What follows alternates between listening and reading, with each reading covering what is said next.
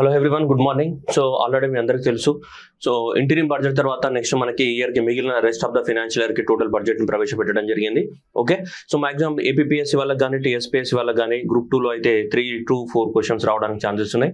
And group 1 mains రాసే వాళ్ళకి కనీసం 2 క్వశ్చన్స్ అన్న రావడానికి ఛాన్సెస్ ఉన్నాయి. ఈ బేసిస్ పైన అంటే ఇందులో ఉన్నటువంటి కంటెంట్ ద్వారా 2 క్వశ్చన్స్ అయినా రావడానికి ఛాన్సెస్ ఉన్నాయి. కాబట్టి సో ఏ ఎగ్జామ్ రాసే వాళ్ళైనా మీరు చూడండి, ఖచ్చితంగా యూజ్ అవుతుంది. రెండోది, నేను ఎక్కడ కూడా టైం వేస్ట్ చేయను, కంటెంట్ ఎక్కువ ఉంది కాబట్టి బేసిక్స్కి వెళ్ళి మళ్ళీ ఫిజికల్ డెఫిసిట్ అంటే ఏంటిది, రెవెన్యూ అకౌంట్ అంటే ఏంటిది, క్యాపిటల్ అకౌంట్ అంటే ఏంటిది, ఇవన్నీ నేను చెప్పాను. ఎందుకంటే ఆల్రెడీ అవన్నీ మీకు తెలిసే ఉంటాయి. మళ్ళీ సేమ్ సోది చెప్పడం అనేది కరెక్ట్ కాదు. ఎవరికైనా తెలియకపోతే బేసిక్స్ చదువుకోండి. బేసిక్స్ చదువుకున్న తర్వాతనే మనకు చూడండి, ఓకేనా? అదే క్లారిటీ. సో చాలా వరకు ఇంపార్టెంట్ గానే ఉన్నాయి. సో మరి ఈ బడ్జెట్ చూస్తే కొంతమంది కన్నీళ్ళు వచ్చినాయంటే కన్నీళ్ళు అయితే వచ్చినాయి, కానీ అవి కన్నీళ్ళు ఆనంద బాష్పాలు తెలియట్లేదంట ఎవరికి. సో మరి కన్నీళ్ళు ఆనంద బాష్పాలు కన్ఫ్యూజన్ లో ఉన్నారు జనాలు మరి ఈ బడ్జెట్ చూసిన తర్వాత. ఓకేనా? Just moving on to the original story. దాదాపు 48,20,512 కోట్లతోటి మనకు బడ్జెట్ ప్రవేశపెట్టడం జరిగింది. టోటల్ గా 48 lakh crores. So 48 lakh crores అంటే మనకు సరిపోతుంది, గుర్తుపెట్టుకోండి. 48 లక్షల కోట్లతోటి మన బడ్జెట్ ని ప్రవేశపెట్టింది. అయితే దీంట్లో బడ్జెట్ ని ప్రవేశపెట్టినప్పుడు దీంట్లో మనకు ఆల్రెడీ తెలుసు, short term income, long term income అంటాం. షార్ట్ టర్మ్ అకౌంట్ ఏమంటాం మనం జనరల్ గా? సో రెవెన్యూ అకౌంట్ అంటాం. లాంగ్ టర్మ్ లో ఉన్నదాన్ని ఏమంటాం మనం?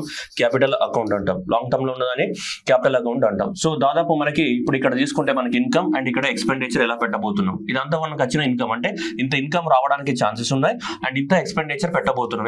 ఇప్పుడు రెస్ట్ ఆఫ్ ద పీరియడ్ కి సంబంధించి. సో ఈ ఫైనాన్షియల్ ఇయర్ కి 2024 అండ్ 2025 ఇయర్ నాటికి, అంటే గడిచిన మూడు నెలలు కూడా కలుపుకొని. Okay, right. సో కాబట్టి రెస్ట్ ఆఫ్ ద ఇదంతా కూడా పెట్టబోతున్నాం ఖర్చు అనేది. సో మనకు వచ్చే రెవెన్యూ ఇన్కమ్ అనేది అంటే ట్యాక్సెస్ ద్వారా, నాన్ ట్యాక్సెస్ ద్వారా వచ్చే ఇన్కమ్ అంతా కూడా ఎంత ఉంది మనకి? సో 31 లక్షల కోట్లు ఉంటే మనకి క్యాపిటల్ ఇన్కమ్ లాంగ్ టర్మ్ ప్రాజెక్టుల ద్వారా మనకు వచ్చినటువంటి లాంగ్ టర్మ్ ద్వారా వచ్చినటువంటి ఇన్కమ్ అనేది 16 లక్షలు, అంటే 15 లక్షల కోట్లు, అప్రాక్సిమేట్ 16.9 అంటే 15 లక్షల కోట్లు ఉంది మనకి. ఓవరాల్ గా తీసుకుంటే సేమ్ ఇంతే, మళ్ళీ ఎంత 48 లక్షల కోట్లు ఇంత ఇన్కమ్ అనేది రావడం జరిగింది మనకి. ఇది so revenue and the capital. And దీన్ని ఈ విధంగా ఖర్చు పెట్టబోతున్నాం. మనకు రెవెన్యూ ఎక్స్పెండిచర్ అనేది 30 లక్షల కోట్లు ఉండబోతుంది. అండ్ షార్ట్ టర్మ్ ఎక్స్పెండిచర్ కానీ గవర్నమెంట్ పాలసీస్ కానీ వాటికి. అండ్ నెక్స్ట్ వచ్చేసి క్యాపిటల్. సో మనకి ఇన్ఫ్రాస్ట్రక్చర్ డెవలప్మెంట్ కోసం కానీ వాటి కోసం పెట్టే కదా capital, long term development. So long term లో మనం ఇన్వెస్ట్మెంట్ పెట్టేదంతా కూడా ఎంత ఉంది మనకి? సో 1 lakh crores అనేది ఉంటుంది మనకి. ఓకేనా? 11 లక్షల కోట్లు అనమాట అప్రాక్సిమేట్లీ. ఇది జనరల్ ఐడియా అనమాట. మనకు ఓవరాల్ గా బడ్జెట్ చదవడానికి కోసం ఇంత ఇన్కమ్ వచ్చింది, ఎంత ఖర్చు పెట్టబోతున్నాం. మరి ఇంత ఇన్కమ్ వచ్చింది, ఇంత ఖర్చు పెట్టబోతున్నాం అంటే రెండు మ్యాచ్ అయితే లేవు కదా. సో ఇది అంటే దాని అర్థం ఏంటి? ఇక్కడ క్యాపిటల్ గా ఏవైతే తీసుకొస్తున్నామో దట్ కన్వర్ట్ చేసినట్టు కనిపిస్తుంది మనకి. Okay, right. సో ఇది మనకి ఒరిజినల్ గా పిఐబిలో వచ్చిందనమాట. మీరు చూడొచ్చు ఇక్కడ. సో క్యాపిటల్ గా మనకి ఎంత రిసీట్స్ వచ్చినాయి, రెవెన్యూ రిసీట్స్ ఎంత వచ్చినాయి క్యాపిటల్ గా, రెవెన్యూగా. సో రెవెన్యూ రిసీట్స్ ఇక్కడ తీసుకుంటే క్యాపిటల్ రిసీట్స్ ఇక్కడ 16 లక్షల కోట్లు, అది 91 అంటే 16.9. ఇక్కడ ఇంతకు ముందు చూసినటువంటి 31. సో ఇక్కడ ఎక్స్పెండిచర్ ఎలా పెట్టబోతున్నాం గవర్నమెంట్ అంటే, సో ఇక్కడ చూడొచ్చు మనకి. సో రెవెన్యూ 37, నెక్స్ట్ వచ్చేసి ఇక్కడ ఏంటి 1111 అనేది ఇలా ఖర్చు పెట్టబోతున్నాం. ఆల్రెడీ మనం ఇంతకుముందు టేబుల్ ఫామ్ లోనే చూసాం మనం. ఓకేనా? సో ఇది జనరల్ ఐడియా. ఓకే, సో ఈ గ్రాఫే మనకి, ఇది టేబుల్ అనేది same graph depicted in the form of the table. Next one. So overall గా మనకి సో ఇది బడ్జెట్ కి సంబంధించినటువంటి పిక్చర్ కనుక తీసుకుంటే మనకి, సో రెవెన్యూ రిసీట్స్, ఇది మన లాస్ట్ పిక్చర్ చూడండి, లాస్ట్ పిక్చర్. సో మనకు వచ్చినటువంటి రెవెన్యూ రిసీట్స్ అంటే రెవెన్యూ ద్వారా, అంటే ట్యాక్సెస్ ద్వారా వచ్చింది ఎంత? 31 లక్షల కోట్లు. ఇదే కదా revenue receipts. And next capital receipts long term ద్వారా వచ్చింది ఎంత అనుకుంటున్నాం మనకి?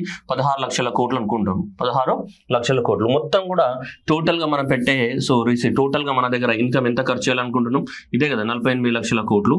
ఇది మన టోటల్ పెట్టాలనుకుంటున్న ఖర్చు కూడా 48 లక్షల కోట్లు. ఓకే, ఈ 48 లక్షల కోట్లలో మరి మొత్తము మన దగ్గర ఉన్న ఇన్కమ్ అప్పులు తీసుకొచ్చి కూడా పెడుతున్నాం అంటే డెఫినెట్ గా మనం అప్పులు కూడా తీసుకొచ్చి పెడుతున్నాం.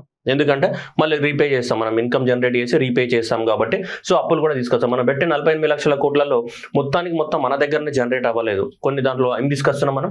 అప్పులు కూడా తీసుకొస్తున్నాం. దాంట్లో అప్పులు తీసుకొస్తే మనం ద్రవ్యలోటు అంటాం కదా, ఫిజికల్ డెఫిసిట్ అంటాం కదా. తీసుకొచ్చి అప్పుని ఏమంటాం మనం? ఫిజికల్ డెఫిసిట్ అంటాం. సో ఫిజికల్ డెఫిసిట్ కనుక తీసుకుంటే మనకి ఎంత ఉంది? 16 లక్షల కోట్లు. అంటే 16 లక్షల కోట్లు సింపుల్ గా ఏమున్నాయని చెప్పేసి అప్పులే తీసుకొస్తున్నాం అని చెప్పేసి క్లియర్ గా ఇండికేషన్. 48 లక్షల కోట్లు పెడితే 16 లక్షల కోట్లు అనేది జస్ట్ ఏంటి మనకి, సో ఫిజికల్ డెఫిసిట్ అనేది 16 లక్షల కోట్లు ఉంది. ఫిజికల్ డెఫిసిట్ అనేది 16 లక్షల కోట్లు ఉంది.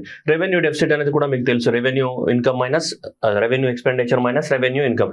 రెవెన్యూ ఎక్స్పెండిచర్ ఎంత ఉంది, రెవెన్యూ ఇన్కమ్ ఎంత ఉంది, రెండు మైనస్ చేస్తే ఏమొస్తుంది మనకి రెవెన్యూ డెఫిసిట్ వస్తుంది. సో ఈ రెవెన్యూ డెఫిసిట్ అనేది ఎంత ఉంది, 5,80,000 కోట్లు ఉంది. 5,80,000 కోట్లు అనేది ఉంది, సపరేట్ కాదు, దీంట్లో కలిసే ఉంటుంది అది. సో ఈ 5,80,000 కోట్లు అనేది దీంట్లో కూడా భాగమే, దీంట్లో ఈ 16 లక్షలలో సపరేట్ ఏం కాదు. అందుకనే నేను డైరెక్ట్ గా ఫిజికల్ డెఫిసిట్ ఉందని చెప్తున్నాను, ఎందుకంటే ఫిజికల్ డెఫిసిట్ అంటే అన్ని ఇంక్లూడ్ అయి ఉంటాయి ఆల్మోస్ట్. ఓకేనా, right, broad term. So right, so కాబట్టి ఇలా ఉన్నాయన్నమాట. ఈ నంబర్స్ ఫిగర్స్ గుర్తుపెట్టుకోవాల్సిన అవసరం లేదు, జస్ట్ మీకు ఐడియా కోసం అనమాట. ఎందుకంటే బేసిక్స్ ఉన్న వాళ్ళకి నేను చెప్పేది క్లియర్ గా అర్థమవుతుంది ఎందుకు చూపించాను అని చెప్పేసి. రైట్, సో ఇప్పుడు మనకి ఫిజికల్ డెఫిసిట్ కనుక ఎలా ఉందని కనుక చూస్తే మనకి ఇలా ఫిజికల్ డెఫిసిట్ అనేది తగ్గుతూ ఉంది. ఫిజికల్ డెఫిసిట్ కానీ రెవెన్యూ డెఫిసిట్ కానీ ఇవి బై హార్ట్ చేయాల్సిన అవసరం ఉంది మనకి. ఇక్కడ ఉన్నటువంటి ఫ్యాక్చువల్ డాటాని బై హార్ట్ చేయాలి. కానీ ఇక్కడ పిఐబిలో తప్పించినట్టు మనకు కనిపిస్తుంది, ఇది 5.8 అని ఉంది పిఐబిలో. కానీ ఒరిజినల్ గా బడ్జెట్ నిర్మలా సీతారామన్ ప్రవేశపెట్టిన దాంట్లో 5.6 అని ఇచ్చినారు. సో కాబట్టి అది రాంగ్ అనేది ఉంది కొంచెము. సో కాబట్టి మనకి బడ్జెట్ ఏదైతే ఇచ్చారో దాన్నే ఫైనలైజ్ చేసుకోవాలి. సో ఓకే, సో బడ్జెట్ డాక్యుమెంట్లు ఎంత ఉంది మనకి 5.6 అనేది ఉంది. మరి పిఐబి వాళ్ళు అది పొరపాటున చూసారో చూడలేదో వాళ్ళకి తెలియదు. సో ఇది 5.6% ఉన్నట్టు మనకి ఫిజికల్ డెఫిసిట్ చెప్తుంది. ఓకే, ఇది ఒరిజినల్ గా బడ్జెట్ లో నిర్మలా సీతారామన్ వాళ్ళు ఇచ్చింది, ఇది పిఐబి వాళ్ళు పబ్లిష్ చేసింది. కానీ పిఐబి వాళ్ళ దాంట్లో ఇది రాంగ్ ఉన్నట్టుంది, ఇది 5.6. ఓకే, ఫిజికల్ డెఫిసిట్ అనేది తగ్గుతూ ఉంది. సో ఫిజికల్ డెఫిసిట్ అనేది 6.4 to 5.9 అండ్ 5.9 నుంచి 5.6 లాస్ట్ ఇయర్ 2023-24. అండ్ ఇప్పుడు ఈ బడ్జెట్ లో ప్రవేశపెట్టాం నిర్మలా సీతారామన్ ఈ సంవత్సరానికి కానీ ఫిజికల్ డెఫిసిట్ అనేది 4.9% తగ్గిస్తామని చెప్తుంది. అంటే ఈ 4% 9% అంటే ఆల్రెడీ ఎంత ఇది, so already which is equal to the what 16 lakh crores, 14 లక్షల కోట్లు అనేది ఆల్రెడీ ఇప్పుడు ఫిజికల్ డెఫిసిట్ లో ఉన్నాం మనం. పోయినసారి ఇంకా ఎక్కువ ఉన్నాయి, అంటే 5.6% ఆఫ్ ద వాట్ జీడిపి. మన జీడిపితో కంపేర్ చేస్తే సో 16 లక్షల కోట్లు మన జీడిపితో కంపేర్ చేస్తే ఎంత 4.9% of the GDP. Okay, revenue deficits కనుక తీసుకుంటే మనకి 4% నుంచి 2.9, 3 మళ్ళీ పెరిగింది, మళ్ళీ తగ్గింది. ఇప్పుడు ఎంత రెవెన్యూ డెఫిసిట్ 1.8% అనేది ఉంది. నెక్స్ట్ ప్రైమరీ డెఫిసిట్ అంటే ఏంటి మనకి physical deficit minus interest payments. మనం కట్టే ఇంట్రెస్ట్ అని తీసేస్తే మనకి ఏమొస్తే ప్రైమరీ డెఫిసిట్ వస్తుంది. అది బేసిక్, మళ్ళీ నన్ను అడగద్దు. ఓకే, అది మేము అందుకే ముందే చెప్పాను, మీరు బేసిక్స్ చదువుకునే చూడండి అని. ఓకే, 1.4 ఇదంతా 1.8% అనేది ఉంది. ఇక ఎఫెక్టివ్ రెవెన్యూ డెఫిసిట్ అంటే ఏంటిది, మన కాన్స్టిట్యూషనల్ బాడీకి వాటికి వీటికి ఇచ్చిన తర్వాత మిగిలిన దాన్ని ఎఫెక్టివ్ రెవెన్యూ డెఫిసిట్ అంట. సో ఎఫెక్టివ్ రెవెన్యూ డెఫిసిట్ అంతా ఎంత మనకి 0.6% అనేది మిగిలింది. సో మీరు ఎగ్జామ్ పర్పస్ లో ఈ 4 మాత్రం బై హార్ట్ చేయాల్సి ఉంటుంది, ఈ 4 అనేది బై హార్ట్ చేయాల్సింది. సో కాబట్టి అన్ని ట్రెండ్ కనుక చూస్తే లాస్ట్ 3 years నుంచి ట్రెండ్ కనుక చూస్తే తగ్గుతూ ఉన్నాయి మనకి, ఇవన్నీ కూడా ఏమని తగ్గుతూ ఉన్నట్టు కనిపిస్తుంది మనకి. ఓకేనా, సో ఫిజికల్ డెఫిసిట్ అయినా, రెవెన్యూ డెఫిసిట్ అయినా, ప్రైమరీ డెఫిసిట్ అయినా, అండ్ నెక్స్ట్ మనకి రెవెన్యూ డెఫిసిట్ అయినా. సో ఫిజికల్ డెఫిసిట్ ఎంత ఉంది 4.9 ఉంది ఇప్పుడు ప్రజెంట్ ఇయర్ కి. సో మనకి revenue deficit 1.8, primary deficit 1.4 and next effective revenue deficit ఎంత 0.6% అనేది ఎఫెక్టివ్ రెవెన్యూ డెఫిసిట్ అనేది ఉంది. ఓకే, అయితే బడ్జెట్ లో నిర్మలా సీతారామన్ గారు ఏం చెప్పారు కనుక తీసుకుంటే మనకి, సో ఇక్కడ చూస్తే 9.2 నుంచి 6.7 వచ్చింది ఫిజికల్ డెఫిసిట్, ఆ తర్వాత 6.4 వచ్చింది, ఆ తర్వాత ఎంత వచ్చింది 5.6% వచ్చింది. సో ఇది 2023-24 ఎంత వచ్చింది మనకి 5.6% వచ్చింది. అయితే ఈ ఇయర్ బడ్జెట్ లో ఎంత ఉంది, ఇప్పుడు ఈ ఇయర్ బడ్జెట్ లో ఎంత తగ్గిస్తామంటున్నారు. సో ఈ ఇయర్ బడ్జెట్ లో సో దీన్ని కనీసము 4.9% కన్నా తగ్గించడానికి ట్రై చేస్తామంటున్నారు. ఎప్పటివరకు March 31st so of the 2024 నాటికి 25 నాటికి సో తగ్గిస్తామని చెప్తున్నారు మనకి. నెక్స్ట్ ఫినాన్షియల్ ఇయర్ నుంచి అంటే 2025 అండ్ 26 ఏదైతే నెక్స్ట్ ఫినాన్షియల్ ఇయర్ అయితే ఉందో ఆ నెక్స్ట్ ఫినాన్షియల్ ఇయర్ నుంచి 4.9 నుంచి ఎంతకి సో 4.5% కి తగ్గించి సో ఈ ట్రాక్ లో ఉండడానికి ట్రై చేస్తామని చెప్తున్నారు మనకి. So right now we're having that 5.6% ఉంది మనకి, ఇది బడ్జెట్ డాక్యుమెంట్ లో ఇచ్చింది. Okay, so 5.6%. సో 5.6% నుంచి మనకి బడ్జెట్ లో నిర్మలా సీతారామన్ స్పీచ్ లో చెప్పింది ఏంటి, we're having that 4.9% of the physical deficit ఈ ఇయర్ అని చెప్పింది. అండ్ నెక్స్ట్ వచ్చేసి మనకి సో 2025 అండ్ 26 కి 4.5% కి ఫిజికల్ డెఫిసిట్ ని తగ్గిస్తామని చెప్తుంది. This is as calculated as a percentage of the what GDP కదా. సో జీడిపి పర్సెంటేజ్ లో క్యాలిక్యులేట్ చేస్తాం మనం. ఓకే, రైట్, క్లారిటీ ఉంది కదా. ఇవి మినిమం బేసిక్ ఫ్యాక్ట్స్ అనమాట, మనం తెలవాల్సిన మినిమం బేసిక్ ఫ్యాక్ట్స్. ఓకేనా, సో మరి 48,20,512 కోట్లతోటి మనం బడ్జెట్ ప్రవేశపెట్టినాం. ఓకే, బడ్జెట్ ప్రవేశపెట్టాం. ఈ బడ్జెట్ లో 16 లక్షల కోట్ల అప్పులు ఉన్నాయి. ఆ 16 లక్షల కోట్ల అప్పుల్ని మనం జీడిపిలోకి కన్వర్ట్ చేస్తే ఎంత అవుతుంది 4.9% ఆఫ్ ద జీడిపి వాల్యూ అవుతుంది. ఓకే, క్లారిటీ ఉంది కదా, right. Next moving on next one, ఈ బడ్జెట్ అనేది దేని మీద ఫోకస్ చేసింది అంటే సేమ్ మళ్ళీ అదే కన్నీళ్ళ ఆనంద బాష్పాలు అంటే ఏదో తెలియదు అన్నట్టు ఆన్సర్ ఉంది. మరి మనకు వచ్చేటివి కన్నీళ్ళ ఆనంద బాష్పాలు అంటే తెలియని సమాధానం. ఓకే, 4 మేజర్ క్యాస్ట్ పైన ఫోకస్ చేశారు. అంటే ఈ నలుగురి పైన మనం పెట్టే బడ్జెట్ ఏదైతే 48 లక్షల కోట్ల బడ్జెట్ ఉందో, ఈ 48 లక్షల కోట్ల బడ్జెట్ అనేది ఈ 4 ఏరియాస్ పైన ఫోకస్ చేస్తారు. ఇంటీరియం బడ్జెట్ లో కూడా ఇదే పెట్టారు మనకి. ఏదైతే temporary vote on account budget ఉందో, ఓట్ ఆన్ అకౌంట్ బడ్జెట్ లో కూడా ఇవే థీమ్స్ పైన మనకి ఫోకస్ చేయడం అనేది జరిగింది. You know well that. So కాబట్టి ఇక్కడ కూడా ఏంటిది మరి, సో గరీబ్ కానీ, నెక్స్ట్ ఏంటిది ఇక్కడ అన్నదాత కానీ, ఫార్మర్స్ కానీ, నెక్స్ట్ యూత్ కానీ, నెక్స్ట్ వచ్చేసి మహిళా ఉమెన్ కానీ, ఈ నలుగురు పైన ఎక్కువ మొత్తంలో ఫోకస్ చేశాము. సో ఈ నలుగురిని 4 క్యాస్ట్లు అని చెప్తున్నారు. సో కానీ ఒరిజినల్ గా చూస్తే ఇందులో పెద్దగా ఎవరికి ఏమి ఇచ్చింది లేదు. ఓకే, బట్ మహిళలకు పెద్దగా ఏమి ఇవ్వలేదు. జనరల్ గా చూస్తే పేరుకైతే ఇలా పెద్దగా చెప్పినారు, మరి ఏం చెప్పారో చూద్దాం. సో ఇది జనరల్ గా మీకు మనకి ఇంటీరియం బడ్జెట్ లో ఇదే ఇచ్చినారు, ఇక్కడ కూడా టైం పాస్ కి చెప్పాలి కాబట్టి చెప్పింది మేడం. ఓకే, మేము వీళ్ళ పైన ఏం చేస్తున్నాం, ఫోకస్ చేస్తున్నాం. ఎవరిపైన, అన్నదాత పైన, మహిళ పైన, యూత్ పైన, నెక్స్ట్ పూర్ పీపుల్ పైన మేము ఫోకస్ చేస్తున్నాం అని చెప్పేసి సో గవర్నమెంట్ చెప్పింది. అంటే వీళ్ళు ఫోకస్ ఏరియాస్ మేజర్ గా వీళ్ళ ఫోకస్ గా జరిగింది. అయితే వీళ్ళందరికీ ఏం ప్రొవైడ్ చేయాలనుకుంటున్నారు, అన్నదాతకు కానీ, పూరుకు కానీ, వీళ్ళందరికీ ఉన్నారు కదా, వీళ్ళందరికీ గవర్నమెంట్ ఏం ఫోకస్ చేయాలనుకుంటుందంటే 4 థీమ్స్ మీద ఫోకస్ చేయాలనుకుంటుంది గవర్నమెంట్. ఒకటి, అందరికీ ఎంప్లాయ్మెంట్ ప్రొవైడ్ చేయాలి, స్కిల్స్ ని ప్రొవైడ్ చేయాలి, నెక్స్ట్ ఎంఎస్ఎంఈస్ ఎక్కువ మొత్తంలో స్ట్రెంథెన్ చేయాలి, ఎక్కువ మొత్తంలో ఏంటి మిడిల్ క్లాస్ పైన ఫోకస్ చేయాలని చెప్పేసి ఈ 4 థీమ్స్ తోటి మనకి బడ్జెట్ ని ప్రవేశపెట్టడం జరిగింది. క్యాసెస్ ఏంది, థీమ్స్ ఏంటిదంటే క్యాస్ట్ అనేది మీరు మర్చిపోండి, ఊరికే టైం పాస్ కోసం పెట్టిన తప్ప దానికి బడ్జెట్ పెద్దగా ఎక్కడ లింక్ ఉన్నట్టు ఎక్కడే కనిపించట్లేదు. జస్ట్ నిర్మలా సీతారామన్ చెప్పింది ఏమని, ఈ 4 క్యాస్ట్లని మేము ఫోకస్ చేస్తున్నాము అని. చెయ్యు, ఎవరు కాదనట్లేదు. కానీ సో కన్నీళ్ళు ఆనంద బాష్పాలు నాకు మాత్రం తెలియట్లేదు. మీకు ఏమైనా తెలిస్తే కామెంట్లో కొట్టండి, సరేనా, రైట్. సో ఎంప్లాయ్మెంట్ కానీ, స్కిల్లింగ్ కానీ, ఎంఎస్ఎంఈస్ కానీ, మిడిల్ క్లాస్ కానీ, ఈ 4 అనేటివి నెక్స్ట్ ఏంటి మనకి, సో ఈ 4 అనేటివి 4 థీమ్స్ పైన ఫోకస్ చేశారు. మరి ఎంప్లాయ్మెంట్ ని ప్రొవైడ్ చేయాలన్నా, స్కిల్లింగ్ ని ప్రొవైడ్ చేయాలన్నా, ఎంఎస్ఎంఈస్ ని బాగు చేయాలన్నా, మిడిల్ క్లాస్ కి ఎంతో కొంత ఊరట లభించాలన్నా గవర్నమెంట్ ఏం చేసిందంటే, సో మనకి ఈ 4 థీమ్స్ ని ఫోకస్ చేయడానికి 9 ప్రియారిటీ ఏరియాస్ ని సెలెక్ట్ చేసుకుంది. అంటే 9 ఏరియాస్ ని సెలెక్ట్ చేసి వాటికి ప్రియారిటీస్ ఇవ్వడం జరిగింది. 9 ప్రియారిటీస్. ఓకే, సో 9 ప్రియారిటీస్ అనేది ఇవ్వడం అనేది జరిగింది. ఓకేనా, సో మీరు గుర్తుపెట్టుకోవాలి, 4 థీమ్లు 9 ప్రియారిటీస్. ఒకటి గుర్తుపెట్టుకోవాలి, ఇవి కంపల్సరీగా ఇది మనకి గుర్తుపెట్టుకోవాల్సిందే. మనకి సో ఇది సెమ్ అనేది గుర్తుపెట్టుకోవాల్సిందే. థీమ్స్ ఏమి ఉన్నాయంటే మనకి సెమ్ అనేది, సో మనకి సెమిస్టర్ అంటాం కదా, సెమ్. సో అట్లాగే లేదంటే సెమ్మా మెస్సా ఏది గుర్తుపెట్టుకున్నాను, నీకు మెస్ అంటే బాగా ఇష్టం కదా, సో పొద్దున్నే లేస్తాను, ఆరోగ్య పాలు తాగుతాను, మా ఇంటికి నేనే యజమానురాలిని, సో అట్లా ఇది గుర్తుపెట్టుకో. మెస్ అంటే మిడిల్ క్లాస్, నెక్స్ట్ ఏంటి ఎంప్లాయ్మెంట్, నెక్స్ట్ ఏంటి మనకి skilling. Okay, so middle class, employment, skilling అది గుర్తుపెట్టుకోవడానికి ట్రై చేయండి. నెక్స్ట్ ఎంఎస్ఎంఈ, ఇంకో ఎం అంటే ఏంటిది, MSME and the middle class, next employment, skill. So ఇవే మన యొక్క ఏంటిది, సో మెస్ థీమ్స్ అనమాట. మన యొక్క బడ్జెట్ థీమ్స్ పేరు ఏంటిది, మెస్. మన బడ్జెట్ లో ఉన్నటువంటి థీమ్స్ ఏంటిది, మెస్ థీమ్స్ అని గుర్తుపెట్టుకోండి. నిర్మలా సీతారామన్ ఏం చెప్పింది నాన్న అంటే మెస్ చెప్పింది సార్ అని చెప్పాలి. ఏంటిది, మెస్ థీమ్స్. సో ఏంటిది, మిడిల్ క్లాస్ కానీ, ఎంఎస్ఎంఈస్ కానీ, ఎంప్లాయ్మెంట్ కానీ, స్కిల్ కానీ. ఓకేనా, సో కాబట్టి ఈ 4 అనే థీమ్స్ పైన మరి ఈ 4 డెవలప్మెంట్ చేయాలంటే మరి దేనికి కొంచెం డబ్బులు కేటాయించడం, ప్రియారిటైజ్ చేయాలి కదా ఈ 4 పైన. సో ఈ 4 పైన నిర్మలా సీతారామన్ ప్రవేశపెట్టిన ఈ బడ్జెట్లో ఈ 4 ప్రమోట్ చేయడానికి కోసం ఒక 9 ఏరియాస్ ని సెలెక్ట్ చేశారు. వాటిని 9 ప్రియారిటీ ఏరియాస్ అని చెప్పడం జరిగింది. ఓకేనా, ఈ 9 ప్రియారిటీ ఏరియాసే మనకి సో ఇప్పుడు prime focus of the budget. ఏం చేయాలనుకుంటున్నారు, what are the 9 focus areas of the budget. So ఇవి 9 ఫోకస్ ఏరియాస్. మనకి ఎన్ని థీమ్స్ తోటి, 4 థీమ్స్ తోటి 9 ఫోకస్ ఏరియాస్ ఉన్నాయి మనకి. సో మిడిల్ క్లాస్ కానీ, నెక్స్ట్ ఏంటిది మనకి ఎంఎస్ఎంఈ కానీ, నెక్స్ట్ ఏంటిది ఎంప్లాయ్మెంట్ కానీ, నెక్స్ట్ ఏంటిది మనకి స్కిల్స్ కానీ, మెస్ అని చెప్పాం కదా, స్కిల్స్ కానీ, ఇవి థీమ్స్. మరి ఇవన్నీ డెవలప్ అవ్వాలంటే ఈ 9 ఏరియాస్ ని మనం ఫోకస్ చేయాల్సి ఉంటుందని చెప్పేసి బడ్జెట్ లో గవర్నమెంట్ ఆఫ్ ఇండియా భావిస్తుంది. దాంట్లో మనకి నిర్మలమ్మ ఏం చెప్పిందంటే ఇక్కడ చూడండి, first priority area productivity and resilience of the agriculture. 4 caste అన్నదాత మీద ఫోకస్ చేస్తున్నామని చెప్పింది కదా, సో దానికి సంబంధించి productivity and resilience in the agriculture. Next వచ్చేసి ఎంప్లాయ్మెంట్ అండ్ ద స్కిల్లింగ్ అని చెప్పేసి అదొకటి.